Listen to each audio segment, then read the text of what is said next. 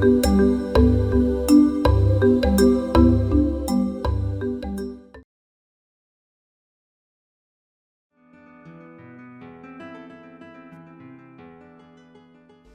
I promised, let's have a look at the painting of Beverley Minster and how this was created in its drawing and the perspective.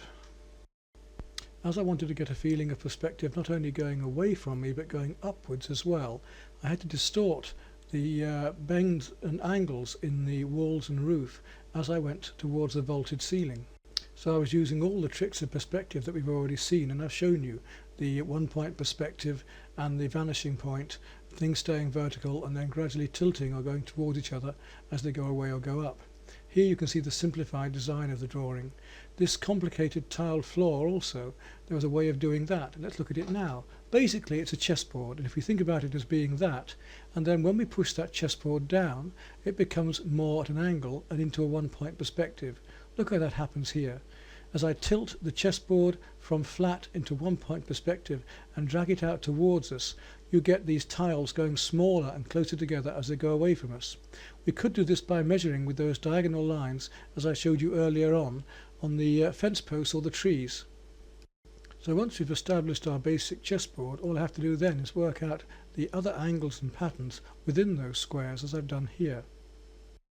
Then by using all of the same techniques that we've seen for doing the pillars and the arches, for doing ellipses, we can then make the final composition and bring in the final painting, working out all of the tones and the colours after that. Although I don't use sketch pads so much now because I use a camera far more, they are very, very useful.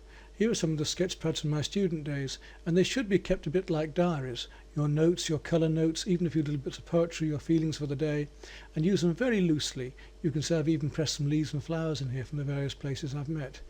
They're there for notes to work from later. They're there to help you draw. I've done paintings from these studies as well as a student.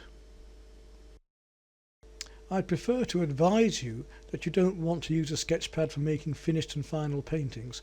You can get watercolour blocks and pads for that if you want to do watercolour paintings anyway with much better paper. The usual paper in sketch pads is just for sketching, for drawing. It's not high quality paper for finished paintings. It's there to do rapid studies, to enjoy, to explore. And this just gives you an idea of the variety of work and subjects that you can use. You see, you can do several sketches on one sheet. A boat sailing past. It might be something that suddenly catches your eye. You want to experiment and explore with the pencil, and not just do ordinary shiny shading, but do much more aggressive textural work and more emotive work. You don't have to, and you shouldn't be worried about wasting paper. You can rub things out, yes, or you can just turn over a page and carry on somewhere else, or you can work over it even. But feel free to explore and enjoy. After all, it's only by experimenting and exploring and taking risks that we actually learn. And in a sketchpad, if you can do that, there'll be a lot you'll find you can learn. Sketchpads are very useful for rapid drawings like these, where I'm doing very simple lines, almost like Japanese or Chinese drawings, where we simplify down to the very basics, the essence of the object. So if you've got moving animals or small children, then this is a great technique to use. Let's have a look at my series of a day at the zoo, where I took the sketch pad and just did very quick, rapid studies of these animals that I feel quite happy with, even now looking back at them, because they do capture the quintessence, the actual essence, the basics of each of these different characters and animals and their movement.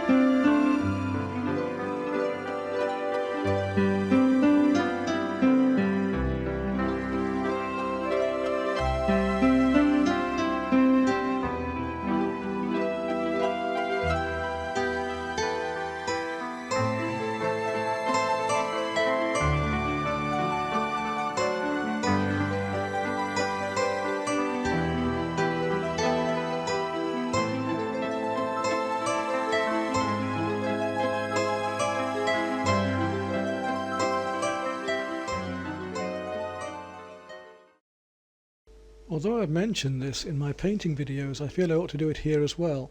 It's very important to choose your frames and mounts very carefully to suit each individual picture. In this case, as we see the colour changes of the frames around the paintings, you can see the effect that it has to bring out the colour of the painting within it. So you have to choose the double mount or the single mount very carefully at your picture framers to know which is best for the effect that you want from your painting. After all, a frame or a mount is meant to enhance the picture, not take over. The frame and the mount should hardly be seen, it's merely there to enhance and make the picture look better. In fact, while we're at this, let's just not look at the mounting, but let's take you also on to how to tint frames and make those suit the painting as well. In this video I'll include a few more extra tips for you, not only about the painting and drawing, but also about mounting and framing. I've just shown you about mounting and how important it is to choose the right colour mounts. Here I'm going to place a grey-blue mount for a drawing of a friend inside this very cheap gold frame that I bought. It's very glitzy and cheaply made and not very nice. So what I'm going to do, as you can with many of the cheaper frames, or even in fact you can make your own frames up, so what I'm going to do is give it a series of washes of acrylics and blend them in, either with the sponge, the brush or tissue. If I was doing this straight from natural wood, I would normally paint a mixture of black and Prussian blue all over the frame, let that dry and then put my paler washes over the top to suit the mount and to suit the painting. We've got these raised edges and mouldings here which allow us also to let the paint drop into those slightly and give it a rather professional and quite nice effect. So let's just have a little look at doing this. You have to mix enough paint up of each colour to go all the way around, of course. And I've got white here, a little touch of emerald green, some Prussian blue and a bit of purple. These are the only colours I'm going to need to use to blend in with the mount I'm going to use. I'll start in the corner rather than doing a whole area of frame, just to give you a better idea. Let's start with a darker wash and work to our lighter. So I'll have a little of the Prussian blue and the purple. That purple's very strong, so I don't want it too strong. And we'll just test a bit on here. Yes, that's quite nice. A little touch of white to lighten it up. And a wee bit of green, I think. And that should be a nice green, bluey grey. With the... yes, that's better. A bit more green.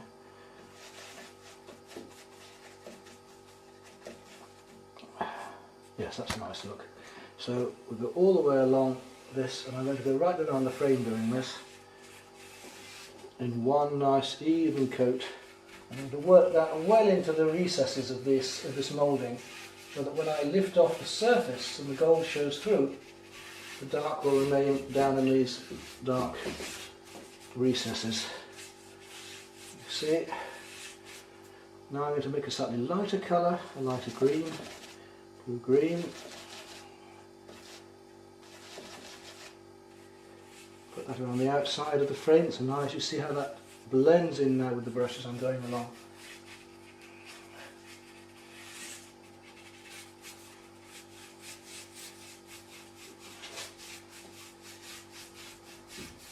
If somebody comes to the door, you can't stop and leave this job. So make sure you choose a time when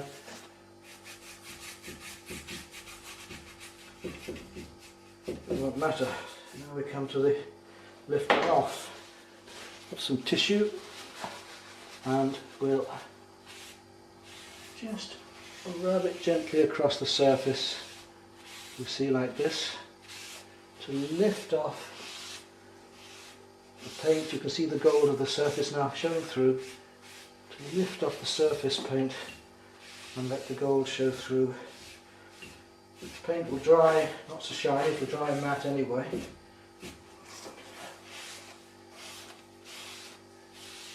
Top edges here, and we turn this, what was horribly glitzy and badly painted with just cheap gold paint frame, into something a bit more reasonable.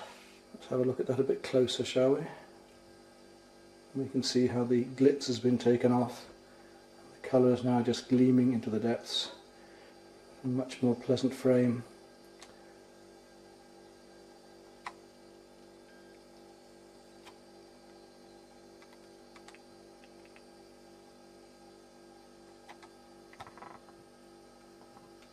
Far more effective. and far more subtle. Okay, now I've added another wash of blue where the paint is just dry enough, and we'll wipe that back again. It's a very light blue with a little bit of green in it.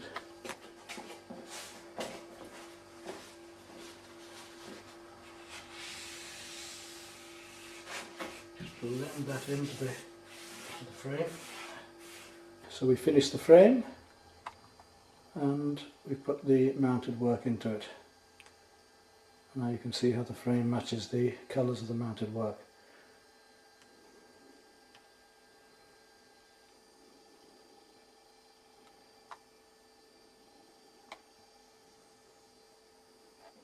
One of the advantages of doing the frame this way is that if at the end of it you're not happy, you can change it. I still feel the colour was a little bit too dark, so I've made a lighter blue-green to go right over this top edge of the frame again, and because it was just attracting too much. A frame should enhance the painting within it.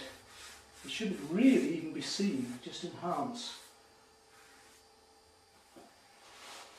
Much nicer blue-green than the original, which was very dark. And the more these colours we build up, actually the more effective and more attractive it tends to look anyway. You can always get some wire wool and gently take off the surface paint if you want to let the other show through it isn't enough. Now these corners are a problem, let's just get these tidied up. If you do this before you put the frame together, it's certainly more effective.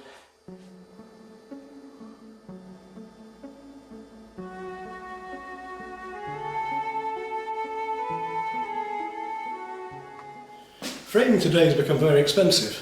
I mean, you can pay £100, £150 for a simple frame for a 20-30 painting easily nowadays. And you don't always get what you want. Also, it differs country to country. I'm here in France now, and you see from the paintings behind me some of the variety of different sorts of paintings I've got to cover in making frames for them. So today, let's have a quick look at a way of making our own frames. In England now it's become very popular to have handmade frames made especially for the painting. In this case we're looking at these little mouldings, look, which are rather fun. They're very simple, just plain ramming hardwood mouldings. And if you've got the right cutters and so on, you can cut these frames to size yourself. That would be a different video altogether, showing you how to make a mount or a mat, as it says in America, or a frame or a cadre, as it says in France. A different thing, we can't do all that now in one video, but what I will show you here is the way I hand tint my frames. In England, again, very popular, and you pay more for that in fact, because actually choosing the colours, the artist choosing the colours to suit the painting. The frame on a painting shouldn't show, it should blend. The frame should just enhance the painting. The last thing you want is a frame that stands out and garish. And people often buy terrible frames to suit the wallpaper or for some weird taste. Here in France they still have this 1950s attitude of big gilt frames which can completely ruin a painting. I prefer to choose very delicate colours to pull out and enhance the colours I want to show in the paintings, and I'll show you how I do that here. Well, here's two good examples of paintings that we're going to have to do. This one I've got to make a frame for, and with these bright yellows, of course I want to bring some of that yellow into the painting so that the frame blends in with the painting itself. In this case we actually paint the painting within the frame itself, so I've made a triptych here and done metallic and gold leafing, and actually painted the paintings within the frame, so I know that those colours are going to match and it's going to become one piece, one unit. Of course, it's the same for this painting, where I've actually made a diamond shape panel and then painted the painting not only within the frame but actually over and across the frame. An expensive commercial frame, and this frame alone would be about £80 to £90, and although it's very ornate and suits the painting, it's not something I can afford very easily, and the clients simply don't realise the cost of materials. The particular frames I showed you are about €20 a metre. Now at that rate you're looking at €80 for a frame before you even start, just for the basic wood. So it's not cheap. Possibly we can get them cheaper trade, even if in France for me that's still difficult. Choosing the colours for a mount, and I always have two colours in my mounts, you have to choose those very carefully, and you do even more so with the colours for our painting, where you've got more choice to get the colours correctly. The mounts are not just cut simply with one single border. Some of my mounts have a triple border. And of course some paintings don't require frames or can't be framed, such as these large abstracts. They're happy just to contain themselves. What I'm going to do now is make a frame for glazing, to take a painting very similar to this one, Here's a commercially made. This painting, this watercolour done just down in the gorge oil. This oil that I did as a demonstration the other day. And this one, the scene in the Stag. This scene of the fishing boat early morning here as well. And this little bridge in a spallion as well. We'll do finally this large painting of morning in a Stag looking down at the bridge. Okay, well here's the frame put together with that last little painting we looked at. And what's been done now, I've filled any little cracks and crevices, glued it together, jointed it all up. Again, a different video for that. And then given it a coat, a thin wash of black and Prussian blue. I like to have a dark base for nearly all my frames. You can make it as dark as you want to start with, or you can build up whatever colours you fancy, just experiment on your framing. So water-based acrylic paint, a thin wash of dark all over, and when it's dry, you can start the colour washes on this. And as it's got mouldings or crevices in it, it will hold the liquid in certain areas. What we tend to do is drop that in with a brush, and then blend it down and in, letting it drop into these hollows, and gradually build up the various layers one after another, either wet into wet, or sponging the layers gradually across as we add more colour. Here you can see I've actually got one almost finished where I've built up 2 layers of greeny blue and a little bit of pink in the centre. Let's bring the picture and see how it looks now before we decide if it's finished. And actually it looks quite effective. This one's going to have glass in it later, but you can see how the colours now of the frame, the darker inner edge, and these colours on the outside are blending and linking and pulling together. The finish is matte. Normally I do this before putting the painting in, but in just demonstrating to you it doesn't really matter because I've got plastic on here anyway. But we're going to put a little bit of clear wax polish on to give it a lustre and a better finish as well, a more protective finish if we want to dust it. And it brings out the colours of the acrylic slightly more too, so just a thin coat of wax all around the frame, let it dry, and then buff it gently to give a nice lustre to the frame. Gives it that last professional bit of finish. Okay, here's some frames ready made with the undercoating on, the black and the Prussian blue ready, and the materials we're going to require for colour washing are quite simply some tubes of acrylic paint, the yellow, the blue, the green and the red there, a tin of wax polish, a nice big bristle brush, some water and a mixing palette and a sponge. That's all you're going to require to make a lovely frame. Doing. You can see we've got the dark undercoat ready now. I'm not going to do this on the painting, but it's just to give you an idea of what colours I need. I think I want to bring out these blues and these greens a bit. So we're going to put a blue, light blue colour wash in here with some greens and maybe a touch of pink as well. Okay, let's start with the light blue wash. Nice and simple here. Put some water in, a little bit of the white. Make enough to do your whole frame, because the last thing you want is to try and mix the same colour again when you're halfway around. Now make it fairly thin, because it's only a wash we're doing, remember. And we just go around this whole inner edge, and one nice go, a bit more water in that's a little bit heavy, inner edge. If it's too dark, we can change it again later because we can adjust this, there's no worry, you can adjust it any time. Just go right around with a big bristle brush here. I'll come back with a sponge in a minute and blend that. You see how the colour is already by gravity starting to drop into the inner edges. Now to change my colour to a pink, we go across the inner edge there then and blend that in with the blue as I go around. It's fairly easy. More yellow. And we'll just bring a green tint to the outer edge of the frame. And we'll look at the edge of the frame and just give that a final wash around. Very thin wash just to blend that colour in. So we don't want any big brush marks or jumps between colours. Gently sponge this and blend it in.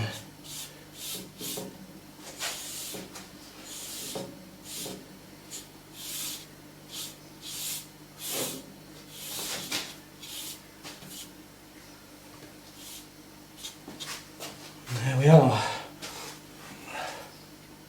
And quite effective colour wash frame. I'll let that dry. Not far out now, but I do feel I'd like some more of this colour in the frame.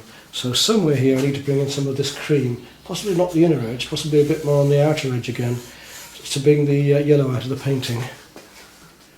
Okay, then we'll bring this light cream cream around the outside, this yellowy colour. Maybe needs to be a little bit lighter on the outside of the frame.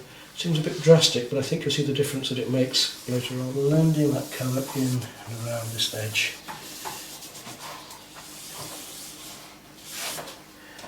Okay, let's straight away see what effect that colour has on the painting. You see how that lifts that up. So I'm going to take back to the dark undercoat with the sponge. There's almost too much yellow there. And we'll let the dark colour show through, and the yellow will just lean out. There we go, that's better, that's much more subtle. See two frames on the pictures and how attractive they can look once they're done. Okay, all of the frames are finished now. Let's take a look at a selection of the paintings and the frames and the colours that I've done to deliberately suit the colours of the paintings and link them with the frames.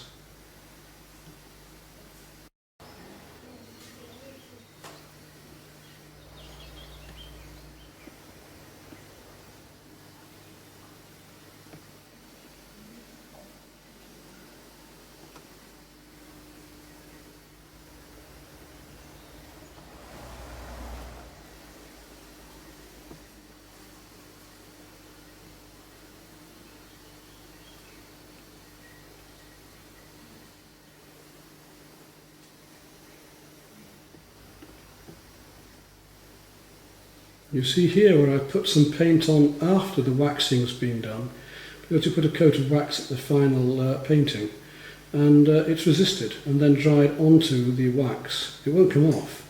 Well, that's that short film for now. I hope that's given you a few good ideas to make your own framing up, save yourself some money and make a far more attractive card drawer or frame for your work to suit the colours and enhance the colours as you, the artist, originally intended.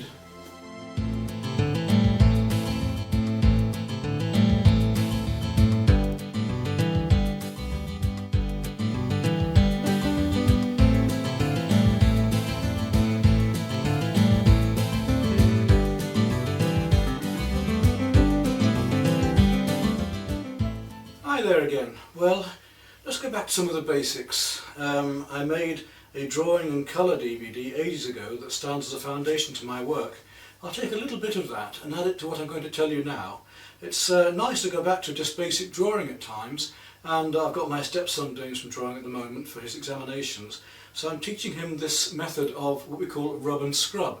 It's a way to rub in the pencil for shading with your fingers and with a rubber, and it's best done with a very soft rubber or a putty rubber. And the idea is that you can smudge with your finger, you can make a very dirty edge of a rubber, and you can also use a clean edge. So you actually put a lot of pencil onto a piece of paper and rub it in with a rubber to make a mucky edge to actually draw with and smudge with and make a shiny surface, and keep clean edges for lifting out. So this is not cross-hatching or and the many other ways of shading that there are. This is the rub and scrub and shading with just the graphite of the pencil. With this drawing I'm going to be using a 2B, but 2B to 4B is fine. No, it's not wise to use a harder pencil because that doesn't smudge as well. So let's take a look at this composition I've been doing here with him. And I've deliberately chosen these items because they've got shine and surface to them and give us both transparency and reflection and different surfaces to try and get with this effect of the rub and scrub, which is ideally done with this technique of using a rubber. So if we look at the drawing that we've worked out, I'll explain how this is done, and I'll also show you some of that on the video from earlier and how we tend to measure things out in this particular case. So you see at the moment, here I've been demonstrating to the boy about ellipses, because a lot of this is about the eye level and ellipses, and the eye level on this is about here. So anything below here is an ellipse that we're looking down on, and the lower it comes, the lower the ellipse becomes, until it becomes an ellipse of the plate there. So it comes up, become more and more level and horizontal until it starts to go up above us, and here we get an ellipse looking up through that tube. It also gives us perspective as well, so the eye level will come down in perspective, gradually opening up like this as it does with the table there. And the way that I've done this drawing is to just delicately mark out with almost dots, dashes and lines where things are coming in space. And I'll show you that in this bit of film as well, how to look through a piece of card and measure up how things can be. In my case, I tend to start with just working out where I want the composition to fit into the paper, and then I can work out, even by using my fingers like that, although you'd find it easier probably with a frame cut out of card, how large the first object has to be. From that first object, everything else is then measured with the pencils I'm going to explain, bit by bit to fill the paper, and everything is relevant one thing to another. When we've got the basic marks, dots and dashes and angles, then we can gradually start to build up those shapes one by one to another correctly. As we've done with the paintings, as you've seen, we've put the right colours in the right tones, in the right places, in the right shapes. Here, we're just dealing with the right shapes one to another at the right angles and forms, and then we start to look at the edges of these lines, which are so important. What we don't want to be doing is drawing tram lines around objects. We don't want to draw a single line which is totally insensitive to the actual edge. We are observing in a drawing. This is an observational study. So we're observing the tones and the shapes and the lines and the light. So when we start off doing this drawing before the shading, I was just demonstrating this little bit of rub and scrub here for Patrick, just to give him an idea. But we start off by then working at the edges of the objects, and we look at where there is a light and a dark, or a rough and a smooth, or a broken edge. And these lines have to be sensitive to what we're actually drawing about. There is no single one tram line around an object which will flatten everything. No amount of shading will make a bad drawing good. It's important that we have the correct shapes, forms first, and then that the lines are sensitive and about the edges that we're drawing, as we have here. That is about the edge I'm actually drawing there. It's a broken edge, light and dark, as I see it here from the light. Then when we come to shade, it will simply enhance those lines and we'll have a lot of form. Now, to come down to that actual shading and the way it works, if I just demonstrate a little bit here before I go on to complete the drawing, and you'll see it done later. The actual shading of this type of work is that we can shade with the flat of the pencil, with the tip of the pencil. We can rub it with our finger like that and make it darker and darker. This isn't cross-hatching. Cross-hatching would be using little lines across each other. This is just a basic blocking and blending shading. And we can gradually build that up, blending it with the finger, or we can use this mucky piece of rubber, and there you can see where I've been using the pencil on the paper to make it much blacker, and you can actually rub and blend with that as well, and it can give you a lovely smooth shiny surface, especially better with a putty rubber, which tends to blend better, and you can soften it and make also the whole thing into a point if you want to get a sharp point to rub areas out. So this is a 2B, and I can go as dark as I want here. Look, I can go really dark there, just by blending with the pencil, gradually working it up. And I can smudge that in using the rubber, and I can take areas out of that using the rubber. So I'll take my other rubber, which is a slightly harder one and better for lifting out, and I'm just going to lift out some little highlights here. Look, there we go. And then I can go back in over that if I want to again, and leave some of those lights behind. And I can go darker still down here again, and I can work backwards and forwards getting that effect. I can do the background by smudging in just the same way, very light cross-hatching, just very gentle shading to give me a tone in the background there, rubbed in with my finger, and you can see the atmospheric effects that we can get by rubbing down, by rubbing in, by blending with the rubber, by taking light areas out. There's a light area of colour just here. On that bottle just there you can see the highlights shining, and I'm going to just work on those a moment with the pencil just to show how those lights can be taken out. So again, a lovely technique, and let's just look how that's done. Let's do some of the darker shading down here. Very, very dark at first, just almost all over. Right down there, not even that carefully, because I can always come around with the rubber and take a bit out and tighten things up afterwards. And then we've got this light against the darks behind here as well, so behind there's also a very dark area on that bottle. I'm going to do the two just to show you the difference and how it can work, just to give an idea of space and so on here. That's quite a dark edge up that bottle there. Let's smudge that in now, let's smooth that in. You can have texture and cross-hatching, and you can put marks across this as well if you want to, as well as having just the tonal work, which is very useful for hair. This technique is very useful for drawing hair on people, because you can put in the darks like this and then add the highlights with the rubber, taking out the highlights in the hair, and actually come back in with the darker texture of the hair as well after that. Right, it's darker still here on the edge of that bottle, so I'm going to go darker there. Then smudge all of that in. Come right the way down through here with the pencil.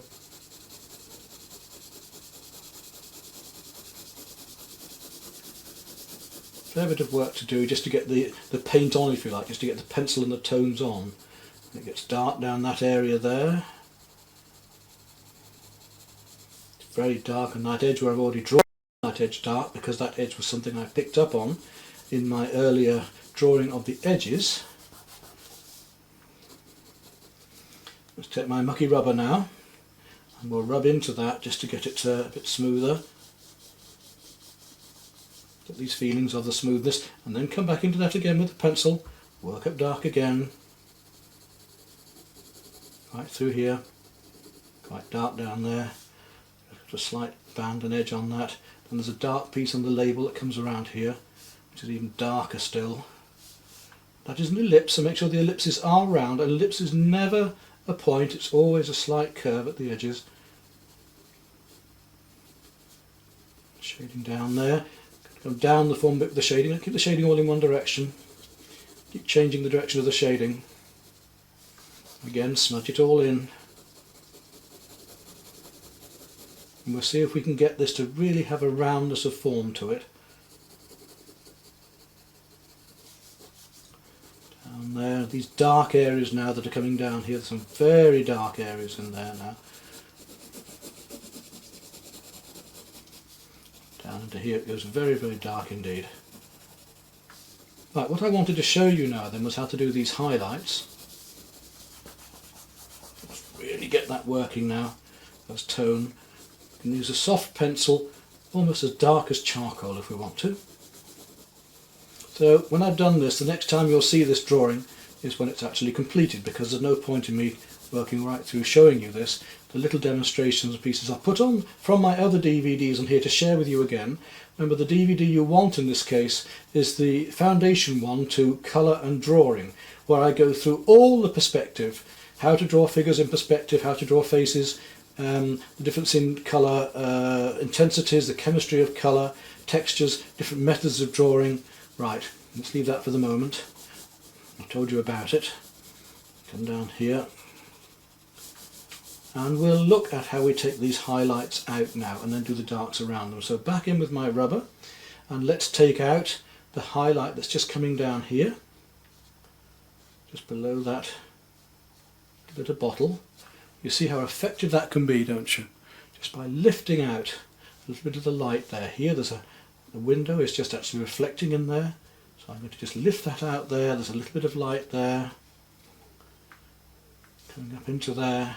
Bit of light on there, some darker bits just here, going round there, and now we can just come back and tickle in one or two of the bits that are within that highlight. There's a window shape there actually coming across that bottle. Put a little bit more right down there. You can take it out and put it back as you like with this technique. It's a lovely way to shade. It's sort of half moon shape there, and then we can come back into making some of these a bit darker after that still, darker still, to really get the feelings of the transparency of this bottle, these darker shadows going on down below. Then there's a very slight bit of highlighting going on down the edge of the bottle, so I can just lift a little bit of light out, not quite so much, just some little streaks of light and highlights to give the glassiness of that bottle there. Down this side as well. And then we come back into that and just darken around it. And then you start to see how we can get this effect of a glassy, transparent surface. And there we go. That tells you the technique, doesn't it? Hi Patrick, and I'm glad you're here now. I've just been doing this little piece here and showing our friends on the film how to do the shading and the rub and scrub technique, and I'm just carrying on here a bit now to show you. So you can see here where the label comes behind the bottle, I've shaded it darker. I've shaded around that form of the label, and I'm actually going to now tone this down a bit by dragging some of the shading from there with my thumb through that label without having to shade across it with the pencil. Look, I can just drag it through there. It's rather effective, isn't it? Yes, Pete. Good. We don't have to put all the lettering in. If you want to do that later and you think you're really clever enough, you can start putting some of the lettering in, but I wouldn't worry too much about that. Let's really get the shading right first of all. So we've got all of this shading now I've put across here, a bit more there where that's the green of the bottle is, and it's still going from dark to light in that bottle. If I go here and shade vertically, I can go, look, dark, lighter, lighter, lighter still, by doing less lines and making the pencil slightly less hard onto the actual paper surface. So here we've got these dark lines coming round. This is what you have to look for on your picture. You must get this right, you must draw what is there. And when I talked about that area there yesterday, you know, the fact that it goes dark and light, remember? We've got to try and get those things correct there. So I've got my dark to light working here, and then I can gently smudge that down because it is darker, and come back into this bottle in a moment. It's dark under here too, comes into that side there which is quite dark, into that side there which is quite dark, round here, there's a bit of label behind there which is very dark. It's quite a dark shoulder there. And then we can say, right, how do we get those highlights out again? Right, well, we'll use the stiff rubber for taking it out, but first of all I want to get this more shiny effect, so I'm just going to blend it a little bit more with the rubber and then lift out with the clean rubber the highlight just here along this edge, like that, and then come back in with my pencil work. You can even tidy up because that one's tidying up a little bit there. It should go in at the neck of that bottle, so I've got to get that right. Every little thing must be about what is there. We're drawing an observational drawing, we aren't making it up. So that dark line comes around that highlight there and then is darker this side, and that's where we can use the other rubber to rub it in if we want. Then there's another highlight just here coming across the shoulder of the bottle. You've got to try and find a pointy bit of your rubber to get that right. Across that shoulder there, and down here there's a bit of window reflection in it, and down that edge of that neck there. Now we can come back and get those more detailed because it's only a fine light area that, and there are two light areas, 1, 2 like that, and this window shape here again, like the window shape there, it has the bar of the window across it, so we've got something like that going on.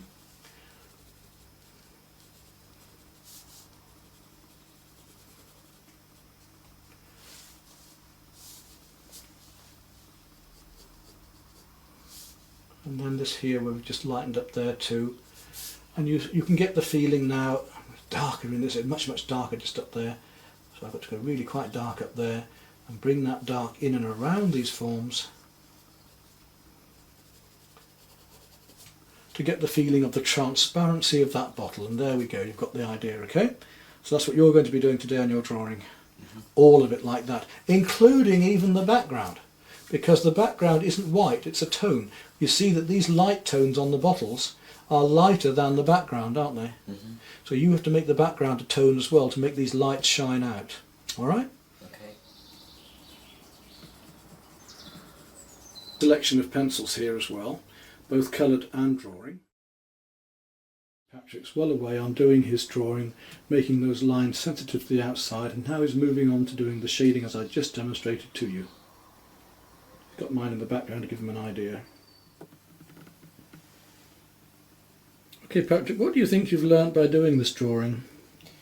It's been very difficult, but I've learnt about shading and line. Yeah, that's what I'm going to do on that still life.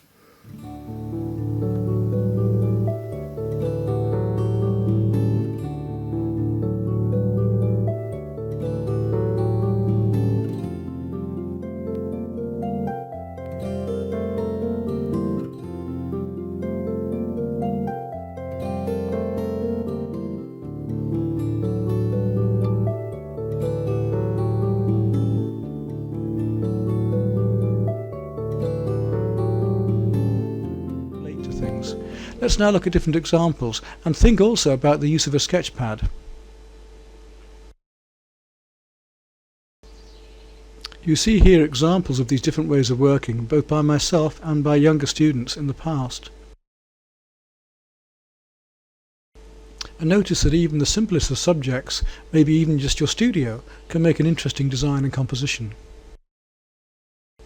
This drawing has just been done with simple line, but notice how the edges of the objects are used sensitively, how the lines are very much about the objects, as in this drawing. They aren't just tram lines, the edges are always about the twig or the branch or the soil or the grass. Even with this one of a crab, you can see that there are dark areas and light areas at the edges of the drawing to show shadows, to show round and softer edges. Of course you can then tint a drawing with watercolour or watercolour pencils as well. One interesting rule is that no amount of good shading will make a bad linear drawing work. If your edges of objects are just tram lines and are flat, you will not be able to make the object look three-dimensional. You will not be able to shade it properly. You have to be aware of the edges before you even start to shade.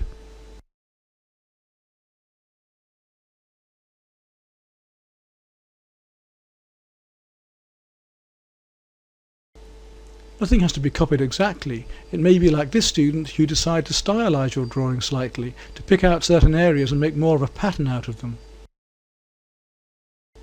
Nor does your drawing always have to stay to one shape in the paper. You can change your paper shape to any shape you want. You can play with perspective. You can look at unusual viewpoints, as I was doing here. These were studies done for much larger paintings later, of unusual angles and viewpoints of perspective. Here's a drawing in black felt tip, and then we're back to stick and ink again. Notice how both line, direction and texture are used here to go around the forms and across the forms. If we built just a white room with no shadows whatsoever, all we would see is white. We need shadow or colour to see. Here we have these lines made where the fish are hiding, the lionfish is hiding in the middle. But if we then move those lines slightly, you can see the form. So this is quite an interesting example of how we can use tones or light and shade to show an object, and how an object also can hide. We can also use our drawing in decoration. Here with calligraphy, we've used coloured drawings to decorate this calligraphy. Then back to examples of this rub and scrub technique again, where we can either use charcoal or a soft pencil. We can blend that with our fingers or with a rubber afterwards and make a very shiny effect, especially good for hair or flesh, by rubbing over that.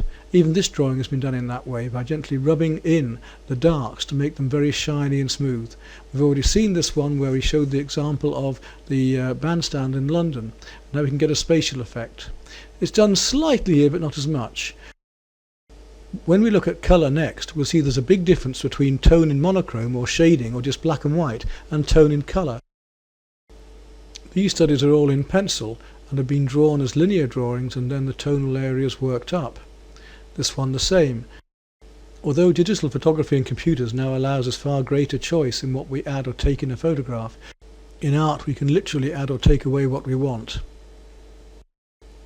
The materials, the methods, the techniques, the colour, the tones, even the composition will all help to give us a mood and atmosphere. Take this one for instance, where we've actually placed the figure into the very corner to give a feeling of loneliness, and then use the lighting and the texture of charcoal to give the same feeling.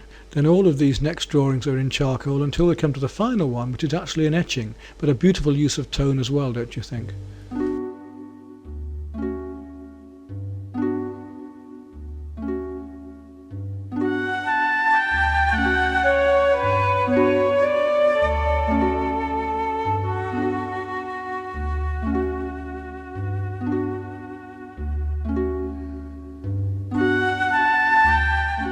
It's the sequence of events that we're going to try now to help you understand how you can use a simple cardboard frame and elastic bands to find the scale and composition that you first want. I'm going to use a pleasant but complicated little photograph of North Landing on the East Yorkshire coast just above Bridlington to show you this. I'll show you how to make these angles, and then we'll move on to how to measure in between each angle as well, finally finishing up with the drawing of the buzzard and showing you actually in situ and we're actually doing it. If you don't do any picture mounting yourself, then to go to your local picture framer and ask if he has a few small offcuts of mount card, and then cut a rectangle to the same sort of size and shape that you usually work on. In other words, to the scale of that white area is the white sheet of paper. Then you can mark the inner edges into halfways, quarters, eighths and sixteenths as small as you wish. We can actually then make a grid, an imaginary grid, or we can use elastic bands across those angles to see angles through the frame. We can choose our composition through the frame first of all by moving it further forward or backwards to get more or less into the picture. And as you see, by putting an elastic band across, you can check the angles of the scene behind. Let's see what that looks like. Using this method, you'll also mark your paper with the same quarters, eighths and sixteenths as well, so that wherever the lines come to or the areas come to in your composition and you see them through the frame, you'll mark the same places on your actual paper and the picture. If you were working from a photograph, you could draw the lines across the photograph if you didn't mind wasting the photograph, and then draw them right across the paper. But in this case we're looking at the actual scene, so the lines either have to be imaginary across the card, or we use these elastic bands so we can actually see where they are. And now you can see here, by moving the bands, we can check the angles against the frame and where those angles come, so that our drawing, as you see here, will reflect the same angles. Okay, now you've seen how to use those angles simply and basically on South Bay Bridlington. Let's move to the North Landing scene we were talking about and do the whole thing right through. So first of all, you choose the type of scene you want. Then you can choose whether you want the paper to be horizontal or vertical, landscape or portrait, and you hold your picture frame in exactly the same way that you wish to see the painting done. In other words, in this case it's landscape, and by moving it closer towards us or further away, we see more or less through it. So here we see slightly less, and then again by turning the frame vertically we see less again, but we have more sky. And so by using a combination of the elastic bands to find the angles and where things come, and using horizontals and verticals, the imaginary lines across from our quarters and eighths, we can mark on the paper where these various angles and marks come. So here's our horizontal and vertical marks, and then we'll add on the diagonals to give the salient and main points of our composition. You must remember that the first 2 or 3 marks we make dominate or guide the entire drawing, because once you've decided where those first 2 marks are, then all the proportions are worked from those first 2 marks across the whole rest of the painting. I'll show you that here. You must have seen artists on television or actually out working holding up pencils like I am in the top left there and wonder what on earth they're doing. They're squinting with one eye and twisting this pencil or paintbrush around. Well, here's the composition we want to do. Here's the sort of drawing we want to finish up with. Now, how on earth do we get to that complicated standard? Well, you can see the lines that I'm using to find all of the salient and main points and angles here from my frame. And now for this trick of scaling with the pencil. You see I've got 2 trees at the top, and by holding my thumb lower down the pencil, holding my arm outstretched, it must be at arm's length. If you don't keep your pencil at arm's length, then the scale will change. If your arm is closer, the pencil will become larger. And as you see here, we can guess that the tree is the whole length of the pencil, and I can move my thumb up or down to get that. And if I move the pencil across, keeping my thumb where it is and the arm outstretched, the other tree is half the distance of the pencil, so it's half the height of the first tree. Now to move on to the illustration below, you'll see I've put the pencil across the 3 trees, and I can gauge how many trees I can fit into that pencil in distances, and it comes into the 2 halves. And so using my cardboard cutout frame, I can choose where I want the first few points to come by the elastic bands and by the angles. I can choose where I want things to come in my painting. Then afterwards, once I've made those first couple of marks as I have here, I can start to measure out the angles, again using the frame but using my pencil as well as I am here, to judge both the angles and the distances between things. Using my pencil, I've discovered that halfway along the pencil length between the edge of the boat on the left and the boat on the right comes an angle along the side of one of the boats that I'll then draw in, and I can then measure the distance between where my thumb is and the end of the boat is by holding my arm out straight like this. And again it's halfway up the pencil again to the distance of the marks that I've made. So we're scaling things, as you can see here. It's all comparative to the first couple of marks we made. We know the distance of them, so we know the distance must be the same to all of the other things relevant to those first 2 marks, and we can gradually build our picture up piece by piece, angle by angle, everything being relevant to the first few marks.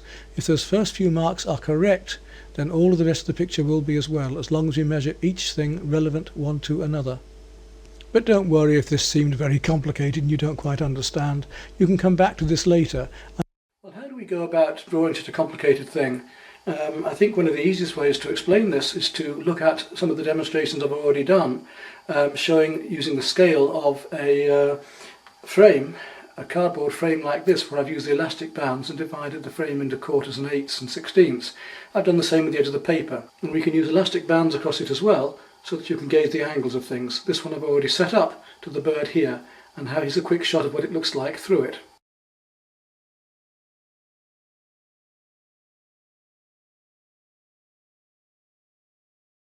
First of all, we have to set up a composition, and I've done that showing you these photographs of how I want my bird to fit into the shape of the paper. But I also have to consider a background in this case. I don't just want to paint a blank background or the one that's here, the bare wall. I want to have an interesting composition. So here's a whole series of compositions where I put a background of a snow scene done, a snow scene taken locally here, and I've chosen the angle that I want and the size of the bird in it. Once I've established that, I know how large the bird is going to be within my composition. So I can do that on the photograph, I can do it on the computer, but I know the size I want within my paper. Now all I have to do then is use my card frame to work out where it's going to come within the frame of the picture, my composition that is, and I can set the angles up. It's just how I want it. I've drawn in some of the angles here, you can see them just lightly, the construction lines we call them, and then once I've made a few points in the right places which are relevant to the outside of the paper, halfway, quarter, eighth, sixteenths, same this way, once I've made a few marks that are absolutely in the right place, in the right proportions to the rest of the composition, I've got it made, because all I have to do then is scale everything else out from here. If these first two marks, it's the first two marks that tell us the whole of the painting, the whole of the composition. If our first two marks are in the correct place and at the correct width, everything else should be able to be measured from it. For instance, once I have these basic two marks made, maybe this one or this one, in this case I've got the angle of the wing here and the angle of the wing there, and I've got the construction lines showing here which come up to the relevant marks on the side of the paper. Once I have these few marks, I can say, right, for instance, this measurement here, from there to there, is the same from here to there. So if I hold my hand out straight, and it has to be straight, because look what happens if we change the angle. The pencil becomes larger or smaller. My arm is fully extended straight, and I can now take the measurement between the wing on the bird and its head, like that. And if I move across to the other same position, the similar position the other side, yes, it's exactly the same. So I know that this position, this mark here, is going to be the same from there to there as from here to there, providing, make a little mark, providing this is correct. So having got that, we can say, okay, if that's correct, then this is the same, is this angle the same here? Then we look back at the bird and we say, no, the angle is slightly different there. It's that angle there, but it's that angle there. So to change that angle slightly on that one. So here we have this one coming out like so, and this piece here. Then we can take the measurement, the distance from here to there, let's say. Is it the same as the neck? So we measure the distance between the neck and the wing, and we come across to the neck, and yes, it's about the same situation. So this is the same as this. So there's where our mark should be. We make a mark. Now we go back to that measurement across the width of the wings. It's approximately the same from there to there as from there to there. That's what I've already got. So this proves I'm right on that point. Now, across there's a construction line from here to there. There's a straight line across, an angle across. The bird's wing comes up at that angle. It then finishes here, our mark to come up here, and then having got that distance, this distance here is the same as this one. Let's check that again. So on the bird here, we move the pencil tip to the edge of the wing and we put it here then, and it's the same, yes. So this distance is the same from there to there as there to there. That gives us that little one, and then from there the wing just fluffs out a bit. The feathers actually start, this is the main angle of the wing. And you see how we can build the bird bit by bit, and as long as it fits within these construction lines and these marks are correct, we can measure this one piece to another, gradually getting it right. Let's take for instance the top of the head here, which comes up at that angle, the fluffy bit there, head comes up here, that's the angle, comes forward. How much space in between there and there? Is it the same as the head? Let's take a look. So we put the tip of the pencil there, at the head of the beak, and back of the head, move it across, and yes, it's the same. So this measurement here is the same as this measurement here, and yes, we have it right, that's good. So now all I have to do is get the angles right, bring the beak down, you see how we can gradually build up from just a few dots and dashes to the whole thing. Now you remember, you've probably seen comics as a child where they have a little picture of somebody's head or face or an animal where you have to join the dots together to make the face. This is almost what we're doing here. We're putting dots and dashes at the right angles and distances to gradually join them up more and more and more into detail until we have our eagle, until we have it exactly right. The top of the beak is here. So we get a little more detail in this one piece just to show you, and then the eye comes in line with the beak back here, beak comes underneath slightly, down there at an angle, and you start to see how we can easily get a very complicated piece of drawing right doing it this way.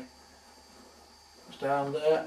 Now we'll have a look at the body, the distance from the head down. Let's say we're going to go down now to look at where the base of the body, the belly finishes here before the tail starts underneath. So if the belly is there, how many heads, how many of these areas from there to there can we fit into here? I reckon there'll be about 2. Let's check it.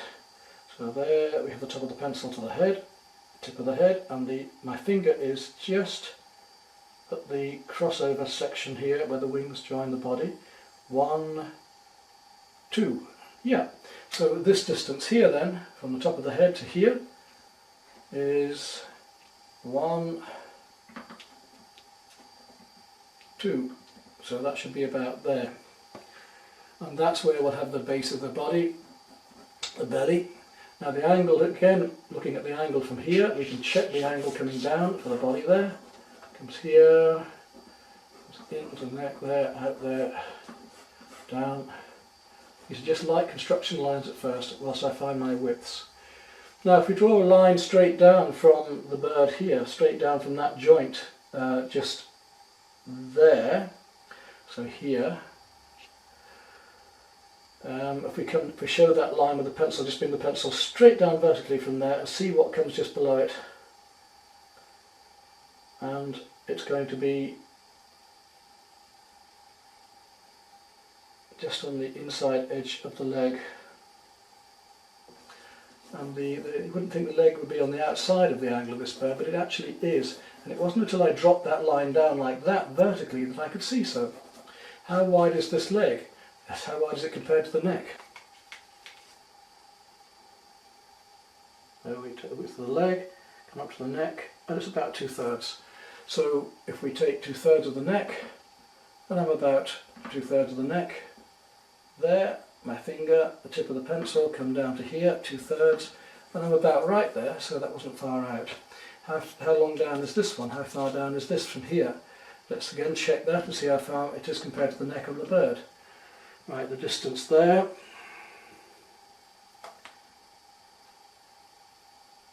Put the pencil just down where the fluff finishes, the feather finishes on the leg.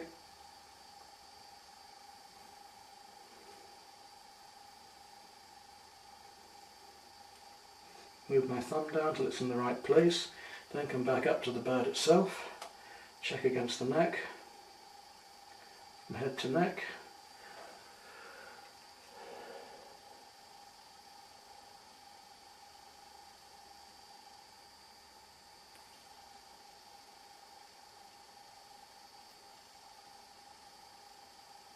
And again, it's about 2/3 here, so from there to there, 2/3, 2/3 from there to there, and that's the area. So you see how we can just make marks, dots and dashes, marks and lines in the right places. And once I've got all these proportions, these basic dots and dashes all in the right places, then I can come back and start to do very detailed or more correct drawing. So this is just a way of building things up by comparing, by measuring with the finger and thumb and pencil the various angles and distances. And we can use our frame as well to do just the same thing. And through this we can see the bird behind and get the angles in just the same way. In that case there's the angle of the wing with the yellow band top left, you see. So let's recap finally. You can see now that I've got my basic drawing of the bird done. And it isn't very basic. I could paint within that and just rely on my painting techniques completely, but I have to do a little bit more work into this now in more detail. So when we start off, we've got two choices. We can either look at the bird through the frame and get our composition that way, and the angles, and work out where it wants to be in our paper, or we can go on the computer and use the photographs, and we can move the bird around into the scene that we want to get the composition we want, and then measure off that. So we have two ways. We can just work directly from the actual thing and use the frame and the measurements on the frame and the paper, or we can work on the computer and move photographs together and make a composite of it. Anyway, now I'm ready to go on, having got all my basics of this drawing, the proportions right, to do more detail ready for my painting on top, because in this case I want a very photographic, more representational painting, although I'm going to use a lot of different watercolour techniques in it to give you the demonstration. So next I'm going to take away my construction lines because they're no longer needed. That's all these rough marks I've made and angles just to see where things are on the paper. Don't rub too hard because watercolour paper has a special surface to it which you don't want to roughen up too much. Keep it fairly smooth. Just put your pencil on lightly in watercolour always, unless you want the pencil to really show through, of course. And then use a soft rubber. Get a nice soft rubber for this sort of work. Don't use a really hard rubber that they use for writing and children's schoolwork. Quality rubber. Pencils. Oh, we're happy enough with an HB or a 2B. We don't want anything harder than an HB, and a 1 or 2B is ideal. And just work lightly, unless, as I say, you want to see the pencil marks underneath, which can be quite effective in some cases.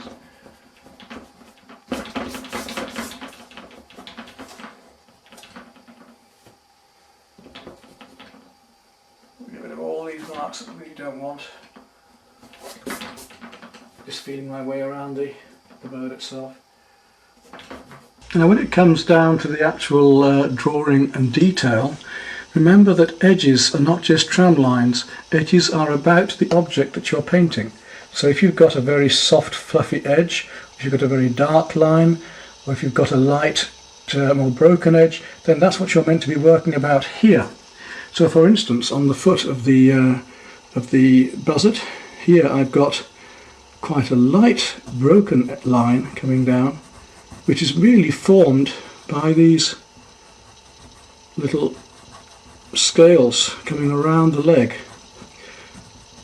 and you don't see an actual tram line around the edge of this foot until you come down to the claw here, where there's a sharper, darker edge.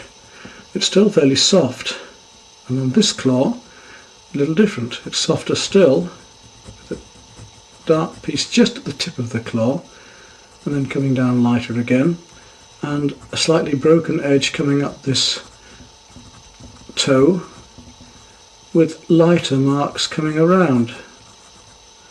So you must work about what is there. Drawing, a lot of painting, especially figurative work, is very much about observation.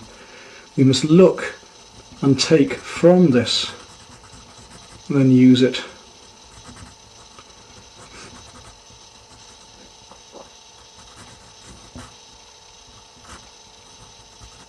You see I've sharpened the pencil fairly well here. There's no point in having a very short lead, a little stubby pencil. I want a fairly long lead to work with.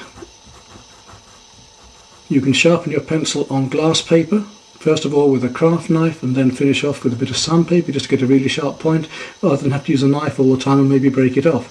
So once you've carved yourself a nice point to the pencil, then you can use a bit of sandpaper or glass paper. Now coming up to here where the feathers are, these are very broken. The edge are little feathers coming down in a broken texture. I'm going to put the colours and tones in with paint, so I'm only really just establishing my very dark areas and some of the textures against those. Now I know where they're going. Of course I can be a little bit more heavy-handed with them and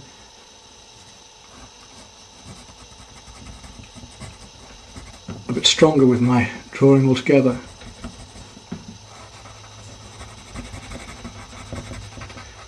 So feel the marks, feel the edges of objects to find your way around the drawing.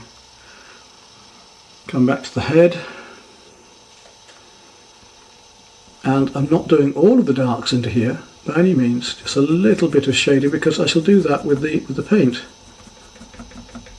To establish where some of the darks are, that's all, because I can use this pencil under the watercolour paint for this sort of detailed work.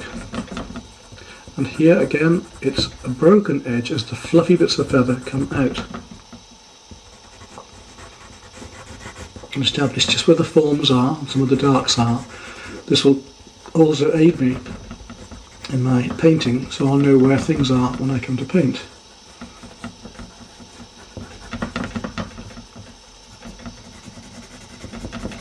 Little bit of shading there and a very dark edge up on that tip of that wing. You see just there. This edge here is quite dark. Quite a hard edge against the horizon.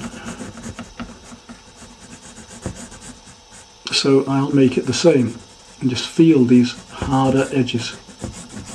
The lighter areas of the feathers, these quills, I'm going to put in with masking fluid, and I can always come back later with some white gouache. You don't have to just stick to watercolour. We can use mixed media in a picture like this if we want to. Where these feathers come here, let's establish where these dark areas are. These bits of broken feather coming out to give the texturing of these lovely buzzard wing feathers. And the marks I'm making are about the marks that are there. We're not just drawing any old lines in. I'm looking and observing. I'm making my marks about these darks and lights in the feathers. When it comes down to the wood, if we want to get more texture into that as well, let's look at wood marks. Here it's quite soft. Could have some snow around these anyway, but these areas of wood, let's make the marks that are about these grains of wood and the rather stringy way that they split and peel out. Go back into the detail of that claw again, make it a bit darker against that colour, shadowed underneath there just to bring that toe out. Not too dark on the scales coming across the toe this time. Lighter on top, darker underneath in this case. And a slightly dark and broken line underneath the toe there.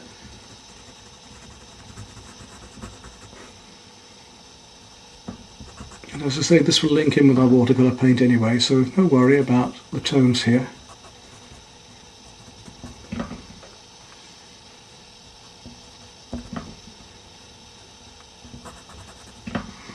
And things start to become more three-dimensional, you see. Again, we shan't do too much here because I'm going to do more here with the paint later.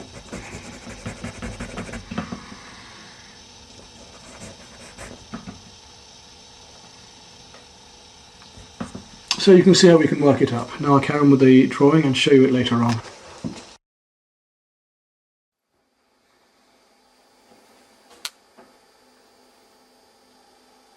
And I can put fine details over that later. I should come in with the watercolour pencils after all of this to put in some much finer detail of the broken feather edges. This is just to give you an idea of the technique of some of these colours.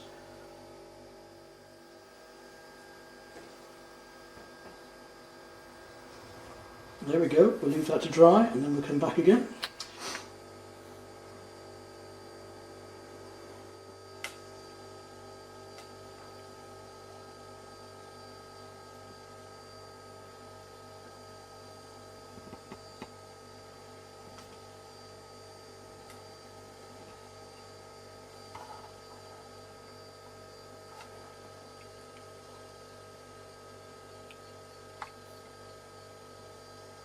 Any technique we want to get the effects we need.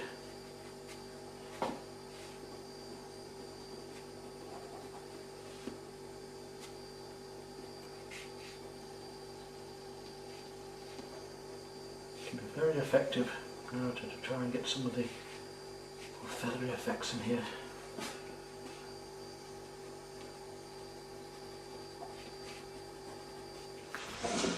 Okay, we'll have a go at the sky.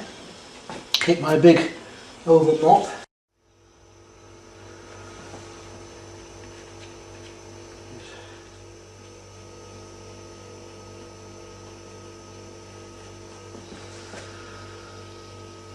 There, I think, keep saying that, but there, I think we're there.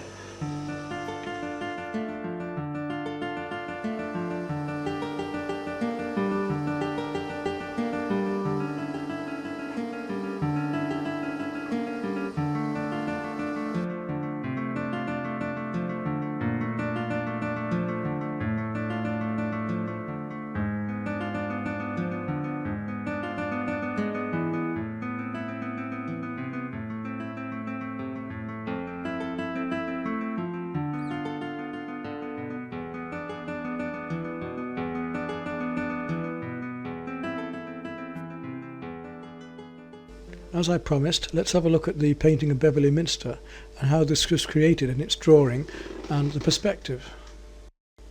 As I wanted to get a feeling of perspective not only going away from me but going upwards as well, I had to distort the bends and angles in the walls and roof as I went towards the vaulted ceiling.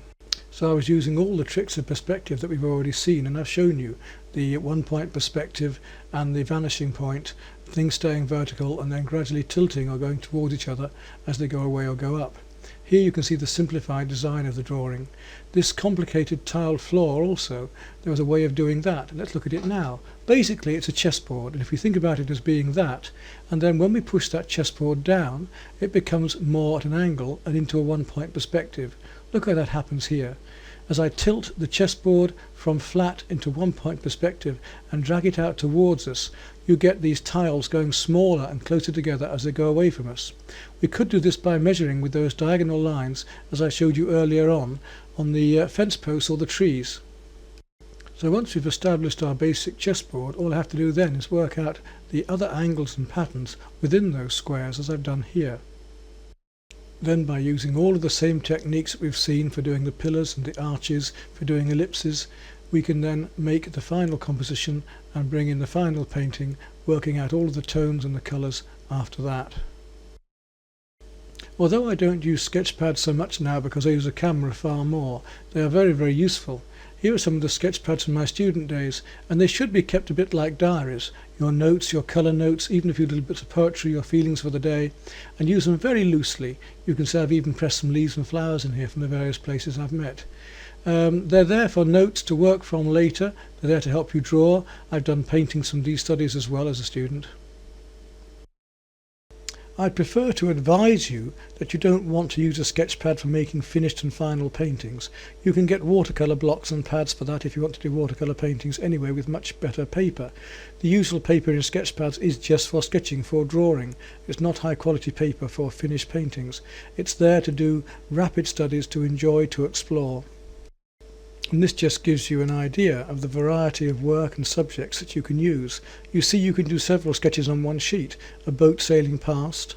It might be something that suddenly catches your eye. You want to experiment and explore with the pencil and not just do ordinary shiny shading, but do much more aggressive textural work and more emotive work. You don't have to, and you shouldn't be worried about wasting paper. You can rub things out, yes, or you can just turn over a page and carry on somewhere else, or you can work over it even. But feel free to explore and enjoy. After all, it's only by experimenting and exploring and taking risks that we actually learn. And in a sketchpad, if you can do that, there'll be a lot you'll find you can learn. Sketchpads are very useful for rapid drawings like these, where I'm doing very simple lines, almost like Japanese or Chinese drawings, where we simplify down to the very basics, the essence of the object. So if you've got moving animals or small children, then this is a great technique to use. Let's have a look at my series of a day at the zoo, where I took the sketchpad and just did very quick, rapid studies of these animals that I feel quite happy with, even now looking back at them, because they do capture the quintessence, the actual essence, the basics of each of these different characters and animals and their movement.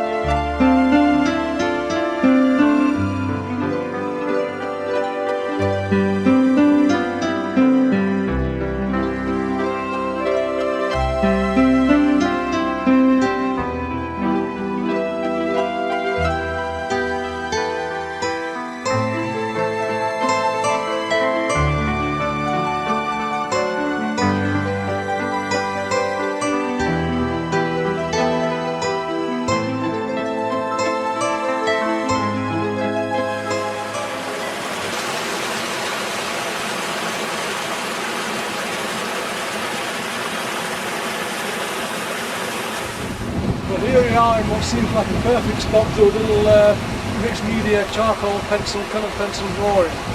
My last one on the video. Let's have a go at this then and see how we do as the sun comes around above us here, catches this little valley and waterfall coming down to the lot. Only 10 minutes from my home.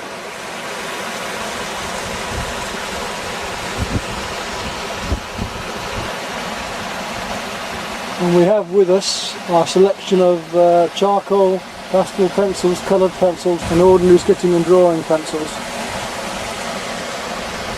It's an unusual composition, so I'm going to start off with a bit of charcoal.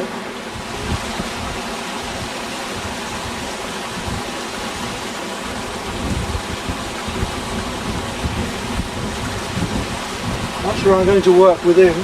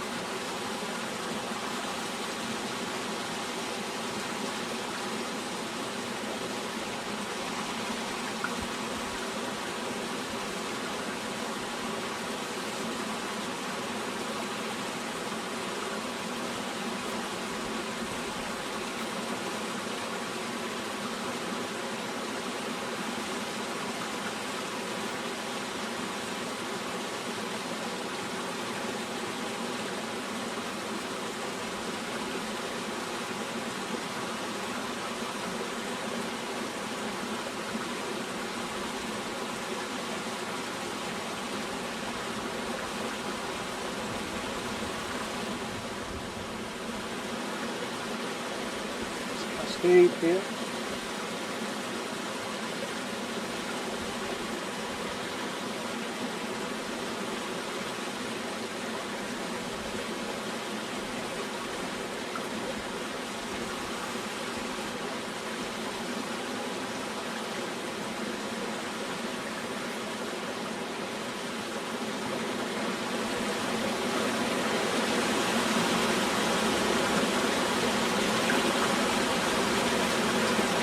And remember, we're drawing lines that are marked that are about the objects that we're looking at. So these leaves of ivy coming in here, we're drawing about these shapes. Not exactly at the moment, but I want a very loose drawing. Gradually tighten up as I do with my paintings in the same way.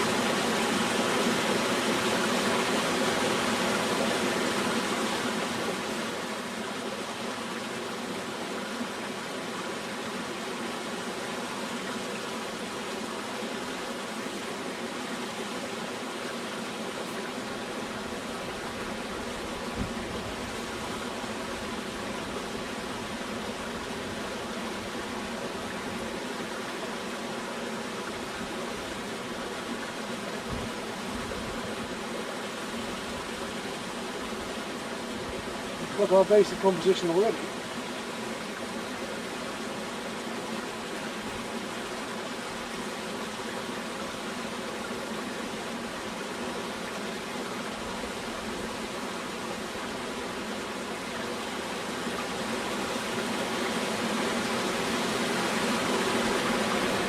So now it's time to start looking at basic tones before we start putting in more texture.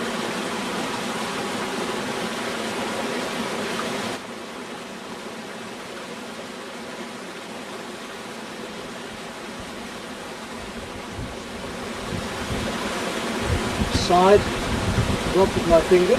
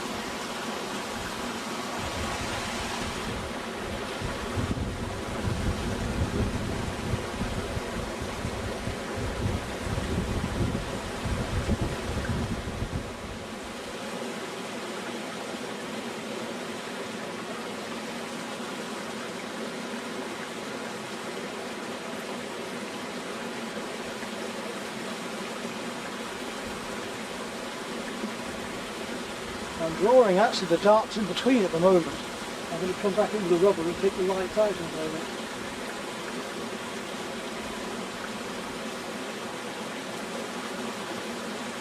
Some darks remain where they are.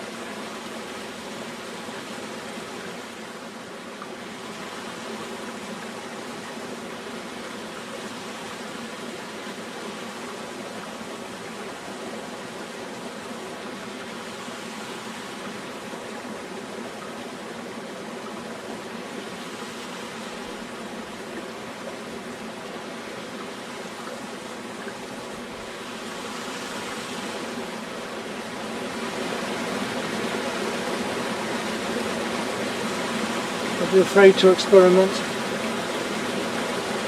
It's only a piece of paper after all, and charcoal and rubber. What expense really?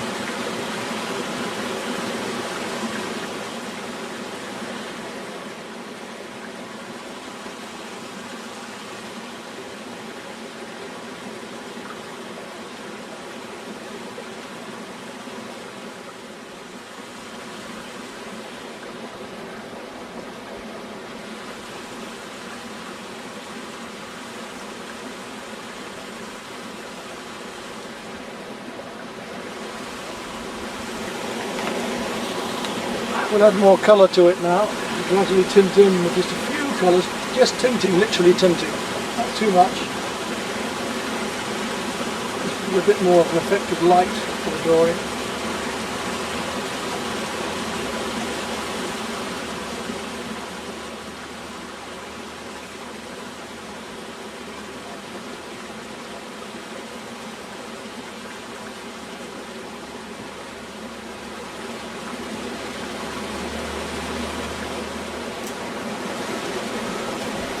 Use a little bit of white, use a little bit of white chalk now as well as the rubber, and then back in with the charcoal again.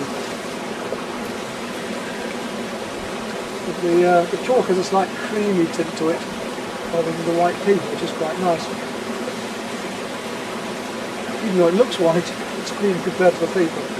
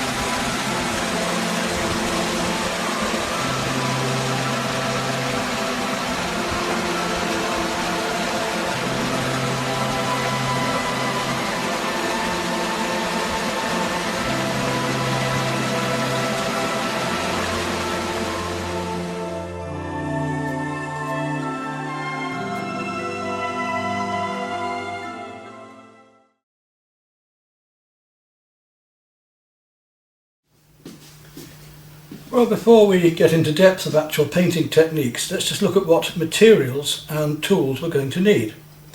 You see, I've got a large amount of brushes here, more brushes than I've got for almost any other medium. I don't use as many for oils or acrylics, because I think I need more brush techniques for my watercolours than I do for my acrylics or oils. My palette of watercolours here, I'll show you the main palette that I use on screen now.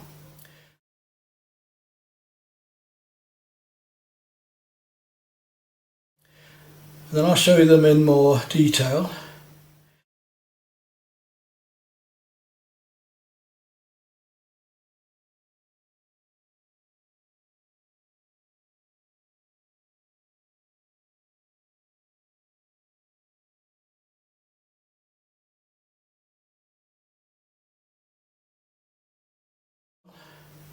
And some of these colours cannot be mixed, that's the problem.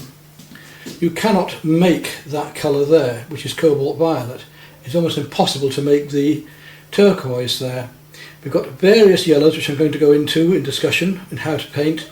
We've got transparent colours and we've got opaque colours. So it's important we understand about these colours, and we're going to go into those in depth. I've already done you a video about colour and about mixing. We're going to discuss how these colours will react to each other.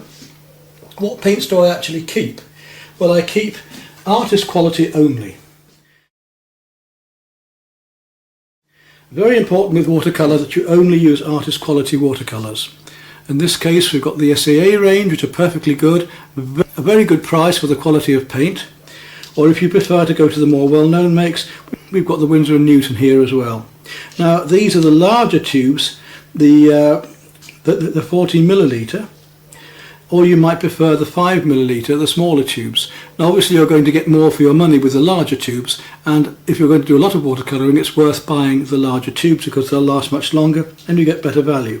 So we've got the ordinary makes, such as Winsor & Newton, Brownie, and then we've also got the SAA makes, which again, very good value for money, as are the pastel. Tested them all. Sponges here. Various different textures of sponges as well. You see the texture of this one, which we're going to use for stippling and doing leaf textures and so on later on.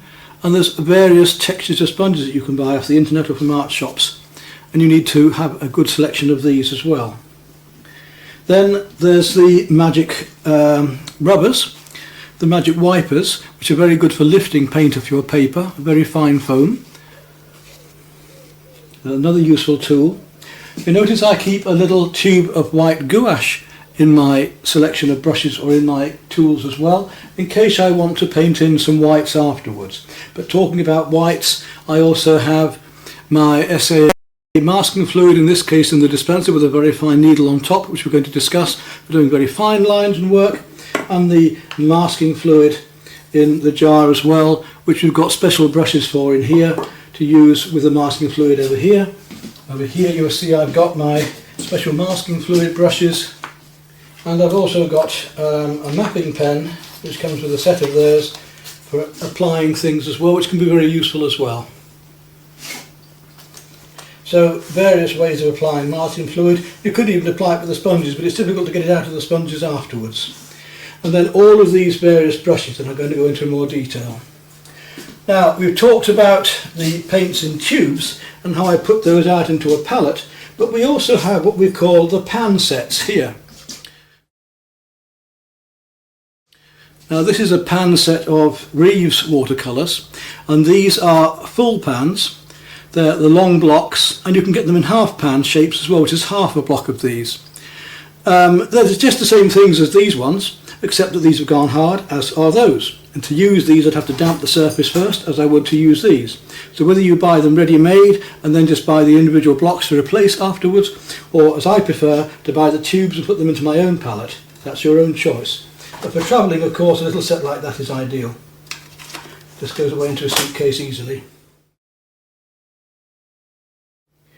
So keep all my spare paints in that little box there, which I can easily close up.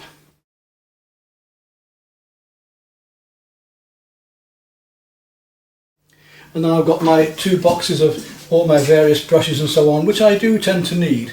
It isn't just like a fisherman with 100 floats who only uses one favourite one. I do actually use all of these brushes for different purposes, and I'm going to show each and every one being used, or the types of brushes being used, to discuss how that happens. And then finally, having dealt with all the brushes and the different types of things there, and the different reasons for using those, we come down to the papers. And there are three basic types of paper. There's the smoothest, there's the intermediate one, which is neither rough nor smooth, which is called not, so it's not either. That's an easy way to remember it. And then there's the rough, which is it can be extra rough as well, which is a nice rough surface. Not only is there the different surfaces of paper, but you can get slightly different tints as well, of colours. You can get creams and so on. This is a white, but you can also get different weights of paper. In other words, heavier, thicker papers. This is about 140. Most people use about 140 pound. It's a nice average paper to use, but I often use 300 pound as well. It's almost like using card. I won't even need stretching because it's so heavy. Right, so there's our basic set of materials, and explaining just what we're going to require. Now let's go into each one of them in depth and how we use them. Well, before we start painting with the paints, let's just see which each of these colours will do and why. We've got warm and cool colours in nearly every colour, that we mentioned in the other video. So here we've got a very cool yellow going through to a slightly warmer, and then warmer, and then warmer, and so on.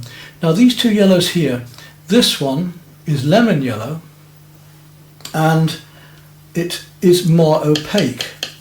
So if I paint a little bit of this into here, you can see the more I paint, more pigment I put into that, the more opaque it becomes. Not easy to see in this particular case, so what I'm going to do is put some dark down and let the dark dry, and then put the yellow over the top so you can deliberately see. I'll take some indigo, which is a very dark blue, and put that indigo in there. I'm going to let that indigo dry off. What we're also going to notice on this is, while I'm using this indigo, I'm going to thin it out. This first little bit of paint is called a wash, and I'm going to use more water on it now to thin it out as it comes down, and make a graduated wash so that we go from dark to light like this, making it quite thin. So from dark through to light is a graduated wash. A bit more of that colour, put it in there. You can graduate it out gently, look.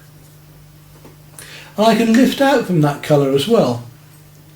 I take my brush and dry it out and suck out a line right through there, look. anytime I like, I can lift out any direction I want. So that's lifting out. So here we've got a coat of colour going on from dark through to lighter simply by using more water and using the paint thinner, which is called a graduated wash. Now this colour here, if I take some of that blue and put it into it, I can mix it with it on the paper, and yellow and blue of course give me a green, so I could mix colour on the paper.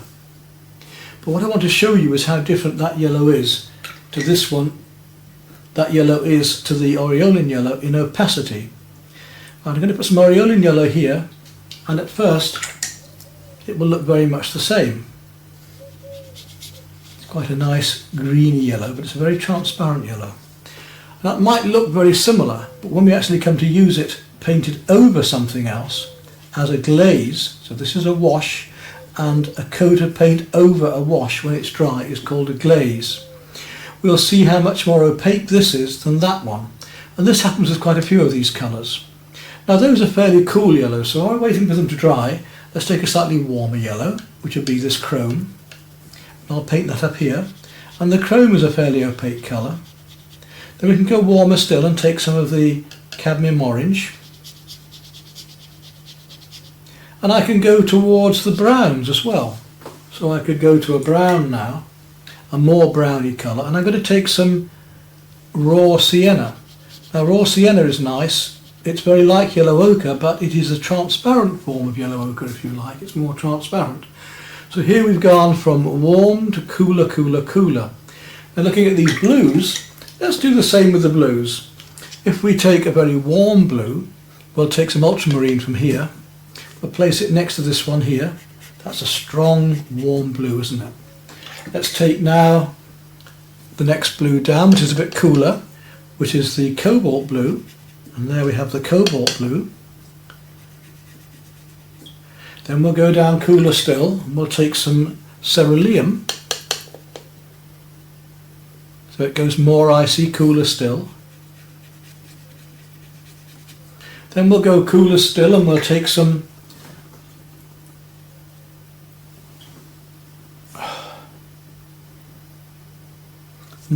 turquoise. Look at these beautiful colours we're getting, and we're going from warm to cool. Now if I want to go with a warmer blue, I'd start to go towards a purple.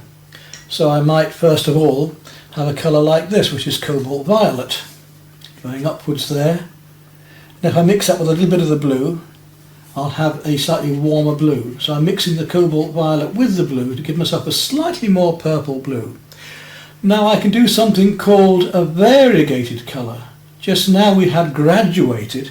Now I'm going to take it from that ultramarine blue, which is stronger here, so a little bit more of the blue here, and I'm going to graduate it down through into here so that it's a stronger blue here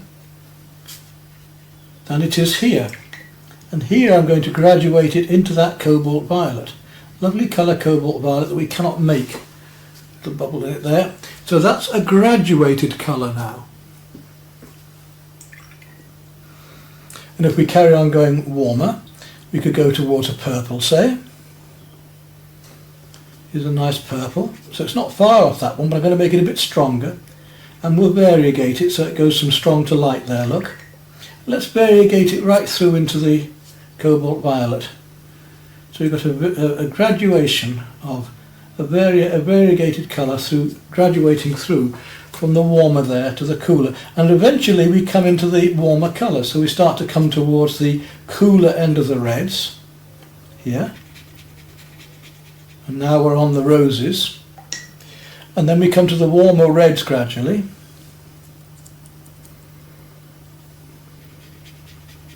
like this one, and eventually to the very bright warm reds like this one. So you see our warms and our cools right the way through. And of course we can do the same with greens as well. Greens are a little bit more complicated in watercolour because not only can we mix them, we can make them by this glazing technique I was talking about. And to do that I'm deliberately going to go back to my aureolin yellow, which is one of my favourite yellows. I'm going to make a band of that yellow all the way down here to let it dry in a moment so that I can play making greens by using glazes. So this is a wash, a thin wash of aureolin yellow all the way down here, and I'm going to let that wash nice and evenly dry off. Not going to use a big wash brush, I'm just using one brush for this job. I'm going to discuss the brushes later. Just want to discuss colours at the moment. Right, if I'm going to use a colour from my palette, I'll take some sap green. There's some sap green. I'll make that variegated, so I'll go from stronger. Sap green is quite warm.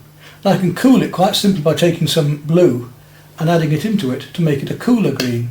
So I'll variegate it by adding blue into it and making it cooler and dragging that through. Now let's look at the other end at some Viridian.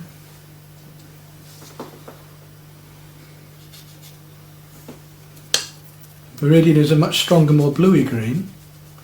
So we've got more of the colour in the middle there, if you like. And the rest of our greens are going to make by mixing them. If I mix yellow with blue, I'm going to get a nice green. So let's take some aureolin yellow, deliberately, and add a little bit of my cerulean blue, and that'll give me a very nice light green. I'll put that here next to it here. So we've got a nice light yellowy bluey green, and the more blue I add, the bluer that becomes, look. So that's a lovely one for leaves, isn't it, in the summertime, and that can come right through to making it almost blue. In the same way as I could take that same aureolin yellow, take some of my turquoise, which is already a bluey green, and look what a lovely bright green we get with that. Now let's take a darker yellow. We'll take some chrome yellow, and we'll add a little bit of cobalt to that, and you'll see the sort of green we get then. A much, much warmer green, look. Much, much warmer green. Then if we want to go warmer still, we'll take some of the raw sienna. This is raw sienna, which is slightly more transparent. Raw sienna, and a little bit of my cerulean again. It'd be much warmer if I used a warmer blue, and that's fairly warm, look.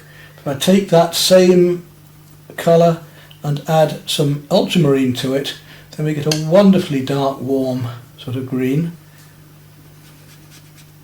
for oak trees and things. If I add more blue to it still, then we can go cooler.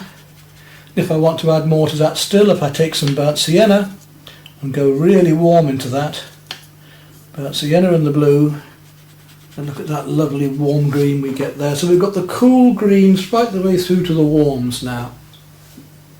How to do some greens. Now this is not quite dry, but what we do have over here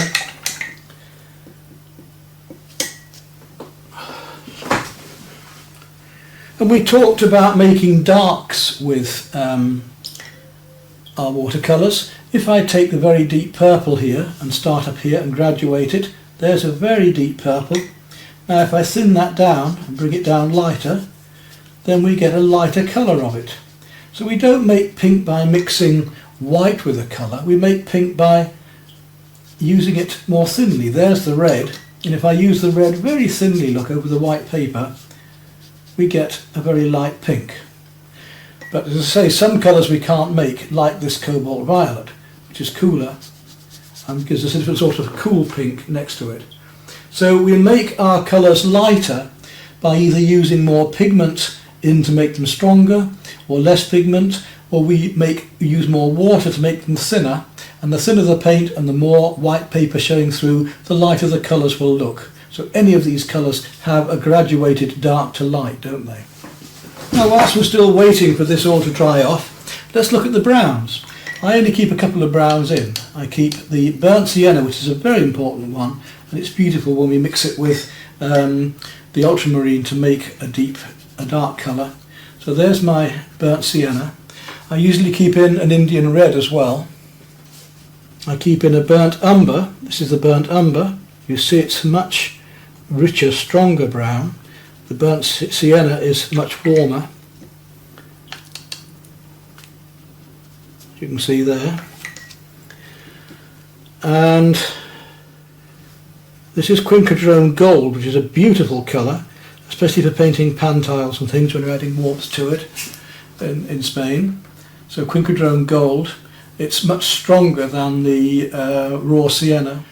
And then with this variety of colours, with all the colours I've got here, I can do nearly all I want. Obviously I can make more browns by adding red, yellow and blue, or I can tint these existing browns in. So I want to make it very dark. Let me take my burnt sienna, and I'm going to add that to a bit of ultramarine, and that will give me a lovely dark. And the more of the ultramarine that I add, the darker it will go. And of course I can go darker than that. I could take my indigo, and that will give me a very dark as well, and you see how cool that is. But if I want it to be warmer, I can add some of the burnt umber, and I can make a warmer dark as well. But we very seldom need to go as dark as that in watercolour. We do like to keep the lights against the darks, but usually watercolour is a bit more transparent, and we don't usually go very, very dark in watercolour, although there are exceptions, and it can be done very, very beautifully. But there we are. We can see how we can make those darks. We can see how we can make greens and warm colours and cool colours now. This is dry enough now to do a more glazing. Right, there's my Aureolin yellow wash. And if I take any blue and just put a thin glaze over it, we get green immediately. So that was the turquoise. Let's take some cobalt and put that over it, and we get a green simply by going over. What you are seeing here is granulation as well. If I take the ultramarine, which granulates even more, put that over, we get a very deep bluey green. So by one colour over another, we can also make a colour. We know that blue and yellow makes green when put together, but also when you put one over the other as well. But we always put the darker colour over the lighter, very seldom the lighter over the darker. But I am going to do that deliberately now. Over here now it's just dry enough to work on. I'm going to take some of that lemon yellow, which is opaque, and I'm going to deliberately put it across here. You can see you can actually paint across almost like you can with oil paint. The lemon yellow is opaque and it can be used over the top just. But if I tried that with the Aureolin yellow, it's not going to work as easily. It just disappears into it because it's more transparent. So that's an opaque colour which you can see over the top. It seems to have more white in it and it's got more body in it, and this is a transparent colour. Transparent colours are what we need for doing this work here more when we're putting one colour over another. So that's when it's important to know which is your transparent. If we made a mistake with our trees, we wanted to paint a bit of green or yellow over the top, then of course an opaque colour could be quite useful, couldn't it? There we are, that gives you an idea of colours. Now red and yellow makes orange, so if I take a little bit of red and I put that over the top, then I'll get an orange glaze. And the stronger I make the paint, the brighter the orange or the brighter the red. Any colour put across. Let's take a cooler red, put that over, some rose over there, and you see the variety of colours we get. So that's washes, a simple coat, it's glazes, one coat over another, it's opaque colours, it's transparent colours. Then we come to watercolour techniques which actually link with this. If I take some clean water and just put it down the middle here, and I drop a lovely colour into that. Let's take for instance some purple, and I drop that in there. Look how it spreads out beautifully on its own. And we can make that work for us as well. I'm going to take some Aureolin yellow, I'm going to drop that in here and let it spread. And I'm going to drop some bright red into that. You see the effects we can get, and it will actually start to mix and make an orange. And sometimes dropping one colour into another will give us a brighter colour than by mixing them together. There's a bit of blue going into that purple, so a little bit of blue into there. See how it spreads out on its own.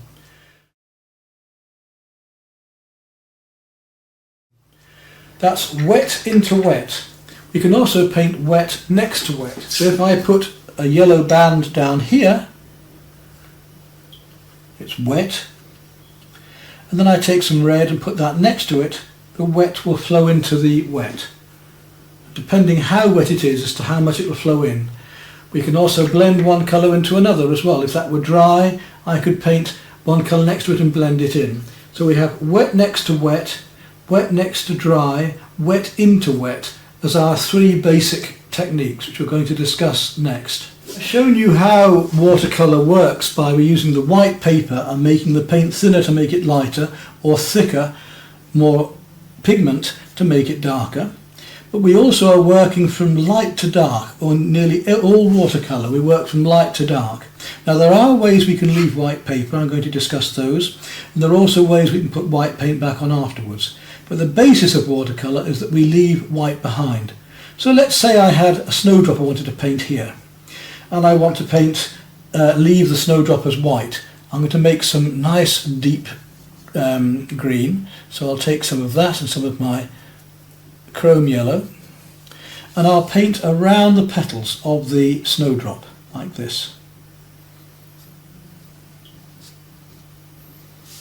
It comes down and round, and then there's a stem coming out. As simple as that. This is just to show you how it works. There we go, and we've got petals the other side as well. We're leaving those white petals there, and I'm going to paint the dark around it, and I'm going to paint wet into wet. So I'm going to take some of this green that I just made, a nice warm green, and go all the way around. Paper's resisting slightly. We've already discussed papers, and you know that there's a rough, a knot and a hot press. Right, there's our dark. Now I want to go darker still, but I want to drop in some darks around that, so I'm going to make a much deeper bluey green. Add some more of that colour into that. And let's drop that in around this, and you can see that we're now leaving the white snowdrop behind. And I'm going to go much more yellow now. Start bringing up some leaf effects out from it.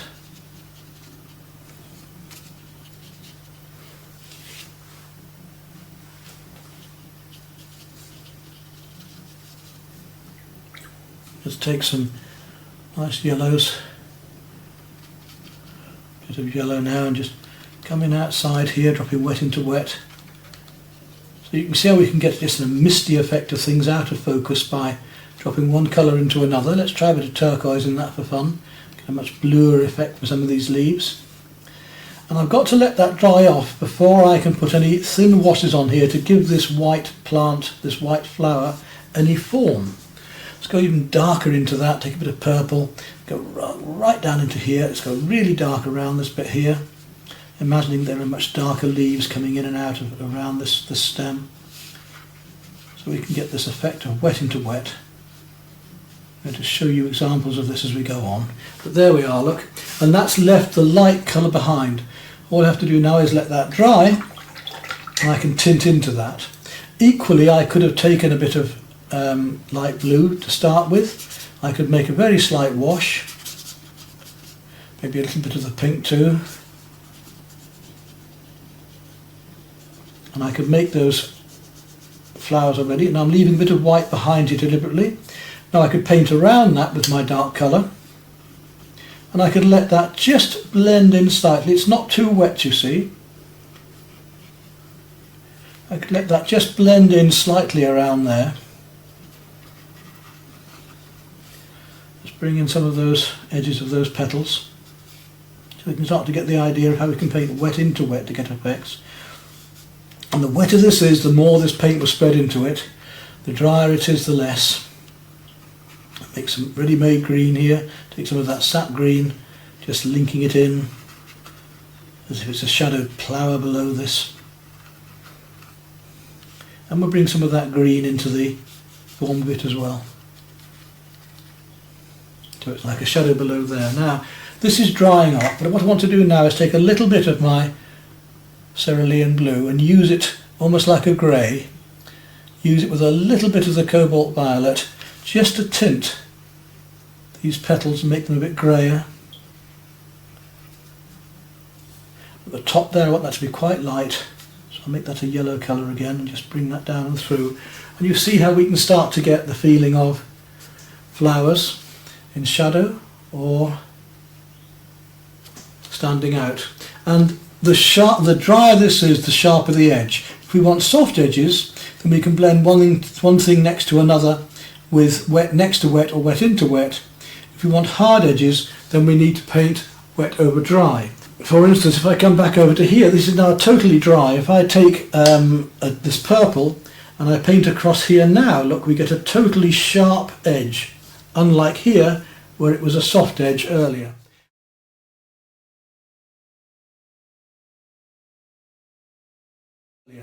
Where it's wet into wet, it's soft.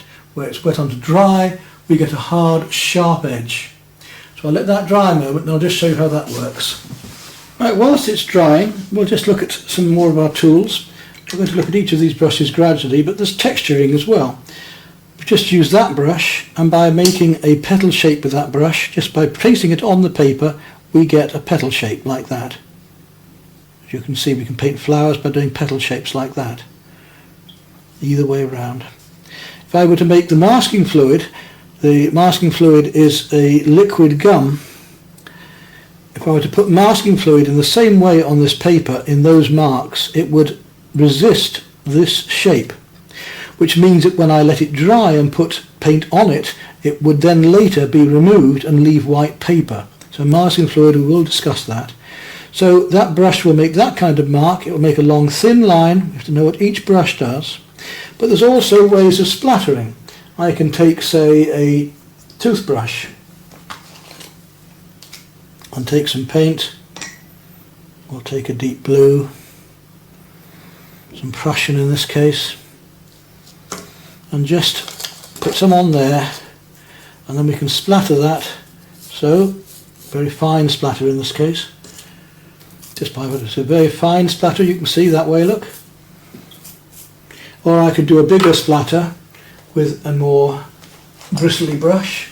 I could take this brush, for instance, take some paint on it, and I could use that to go much bigger splatters. So, tools that we're going to use as we go along, this is just to give you an idea. Equally, I could take some sponge and use that sponge to give me texture as well. And all those various sponges I've shown you will give us various textures, won't they?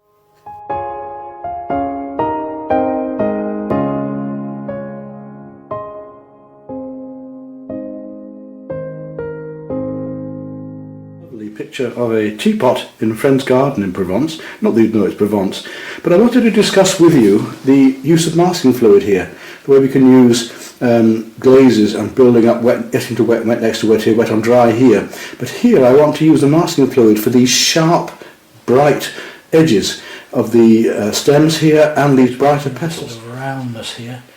As it comes down there, it's going to get slightly deeper blue, so I'm going to take a little bit of the ultramarine now and bring that ultramarine down to the bottom of this pot here, because that's going to be reflecting the darks coming from the masking fluid. Is fully dry now. It's time to remove it. You can either use your fingers or a cloth. Sometimes a cloth is easier, it depends if it grabs it more. So we'll start tinting this now, and see if we can get these very, very light, beautiful light blues and purples going. And to do that, we'll start off with a very, very light blue at first. Go back to our almost light turquoise, I think, just to tint into them. So I'm going to leave a lot of these whites. Using the dark that we had earlier, the deep green and the purple, just pick up on some of the shapes amongst these petals here.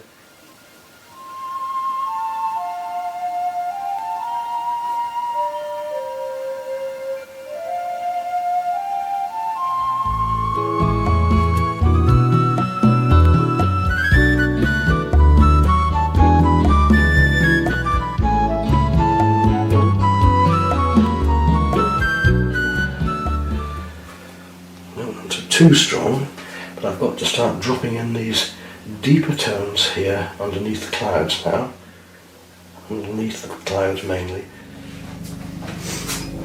Now the cools into here as well. We'll let that dry down, we're leaving those lights behind. We can bring those lights down a bit more yet if we need to later. Wet this area here and literally lift the paint off again with the brush and lift out paint afterwards with the horizontals, so you can see the lovely effects we can get with that.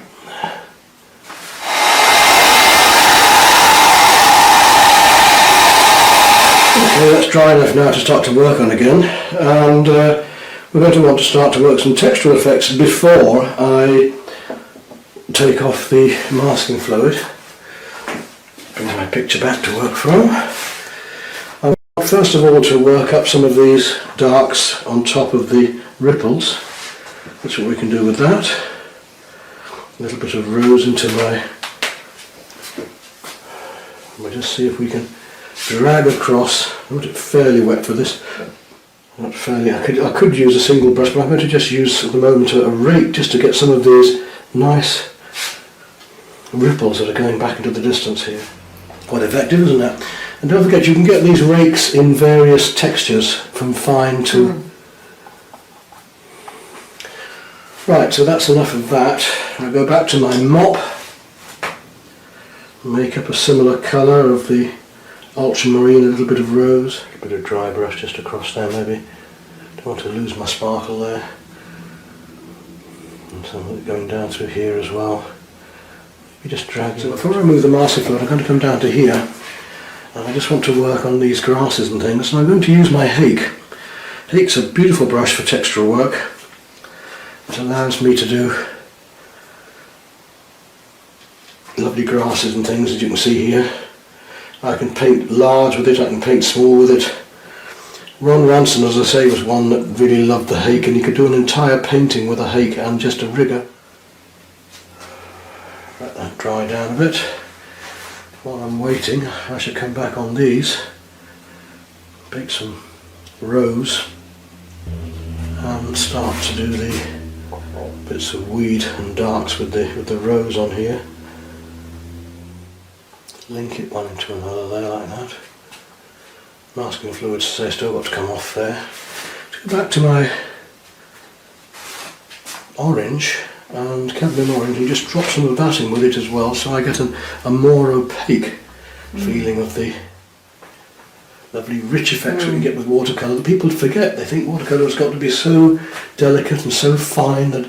Now is the worrying part. Will the masking fluid come off? Oops, as he kicks the camera again. So it makes a bit of a mess of it, but eventually it will come up as alright, I think. Brush skills are important, how you hold your brush, how you work the brush. But also the timing is so important, isn't it, in this? The way that you have to wait just the right time to drop colours in. Make the cool seem cooler with a little bit of burnt sienna now here.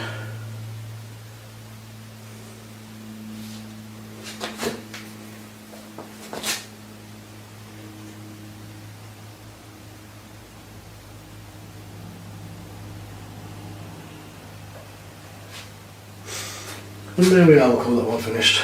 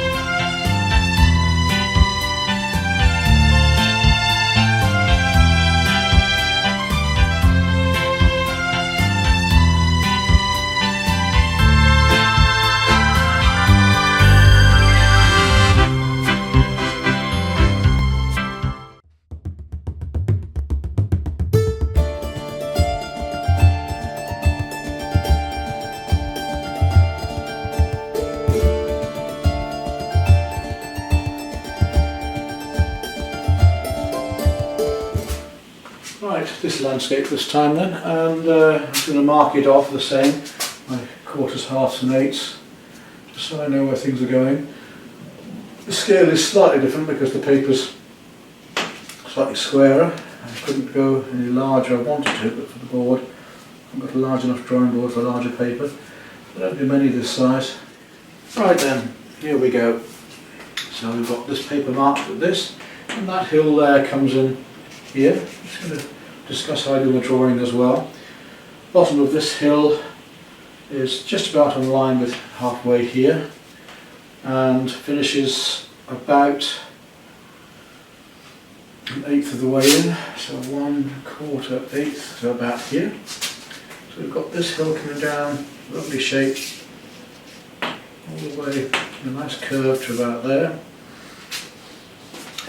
This base plane here is about a third, that's just under a third. If I go into thirds there, it's going to be in between that and a half, somewhere here. That's the base plane going on there.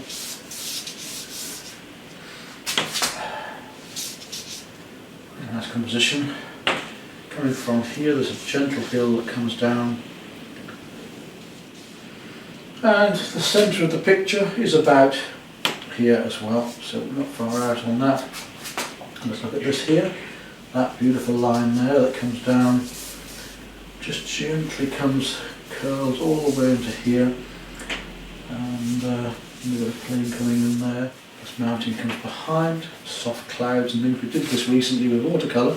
Now we're going to see how to do these softer clouds with pastel here. Now we're going to get this mountain. And that one, it's almost halfway up here, so if I come across there, I shouldn't be far off there.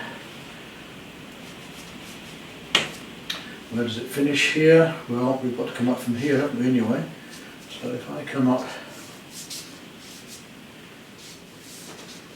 that's my angle there. Right, there's our basic structure. Again, on the quarter here, just above it, comes down where these flowers come. Where do they come from? Here on the quarter mark there. So you can see how I'm doing the drawing, just so I'm working it out according to the quarters. And only roughly, we're not going to be exact, you don't need to be photographic with it. Round behind. Now I've got to find these. There's this lovely curve going on here I want to find. You can see we've almost got our composition now. these are going to go. Traditional way of working then, just working out our midtones, our light, drawing on here, and we're going to work up the underpainting by rubbing and scrubbing, blocking and then blending, and then we work the fresh colour on top finally without touching it further so as not to destroy it, keep it nice and bright and clean. And that will be the traditional way of blocking and blending. Right, those bunch of flowers come down literally below that lump there, so down here. And then the actual composition of the clouds in the sky is rather nice on this one. I want to really push the colours on this when I come to it. We'll just work out where these clouds are coming for the moment. Just so I know where my colours are going to go. I'll work this in very quickly. I mean, I'm working now as quickly as I would if I was actually doing the landscape on plein air. There we go, that's ready to draw.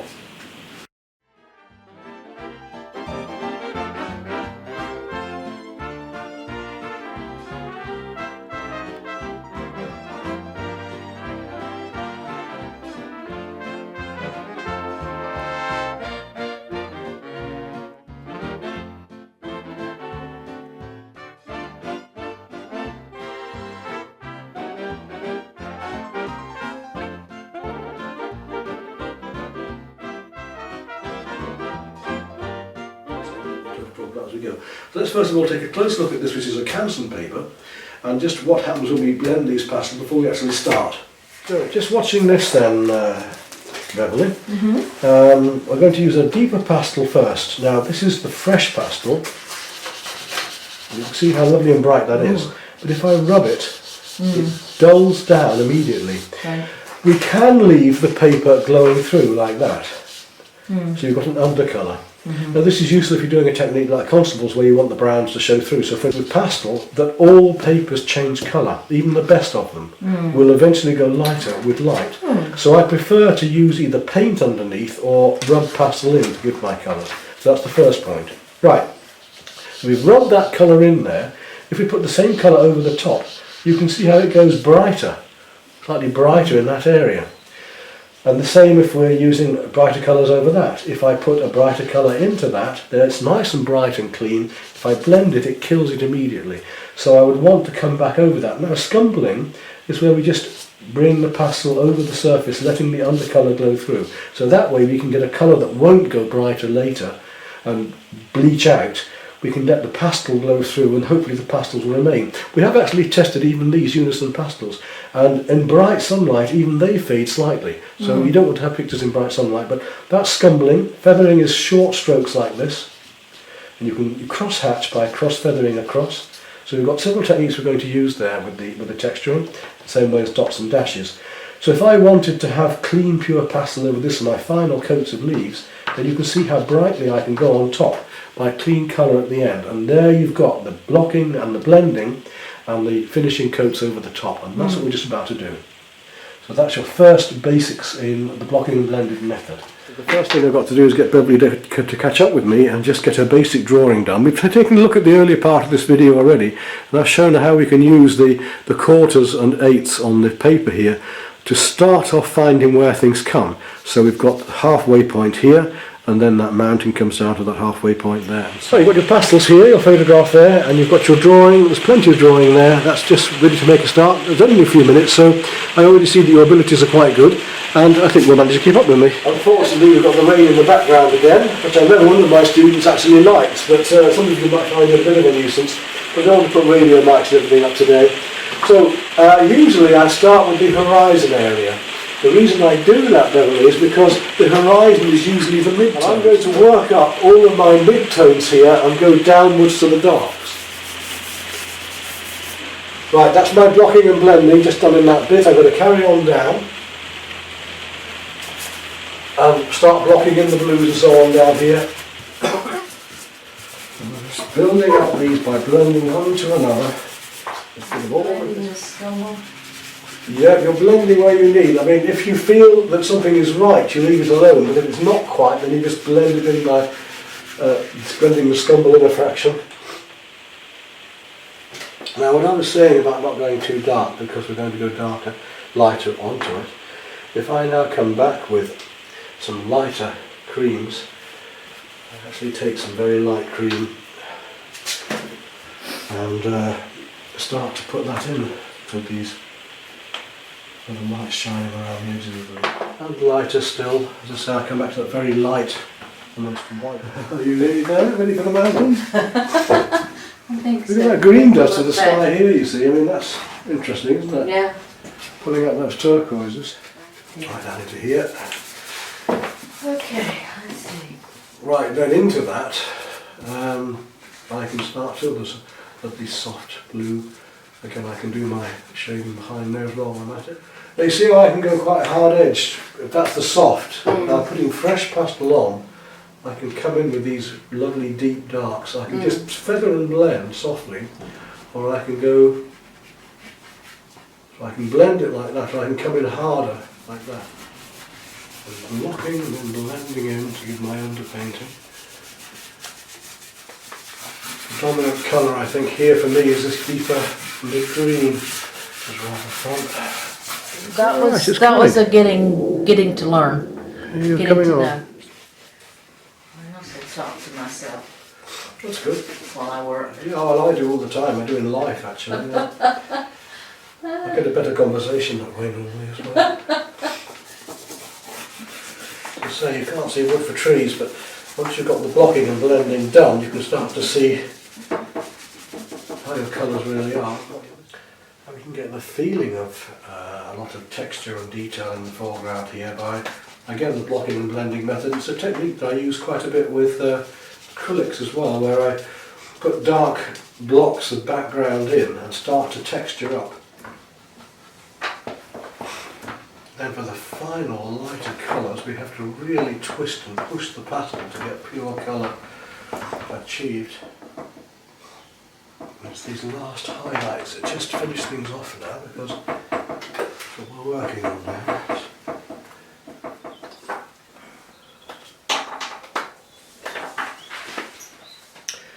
Well, for me, I'm about there on that one, I think. Let's see how you're doing.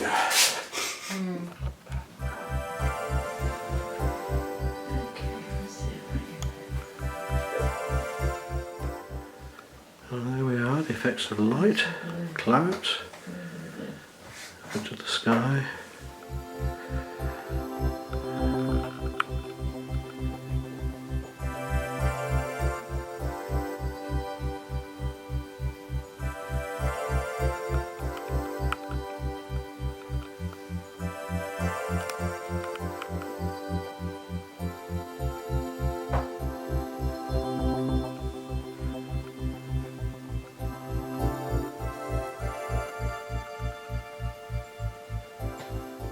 I was trying to dampen down these with the little blue Yeah, and a lovely sky. Well, there we are. Beverly's just finishing off hers now, and I think I've gone as far as I'm going to go with this one.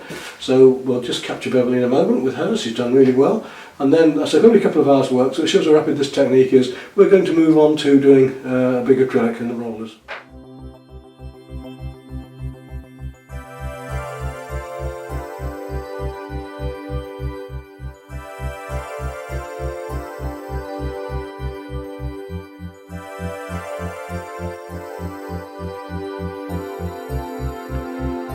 Beverly's finished that, and for a first go at that method, very good, beautiful colours, nice light. I hope she's happy. Are you happy, Beverly?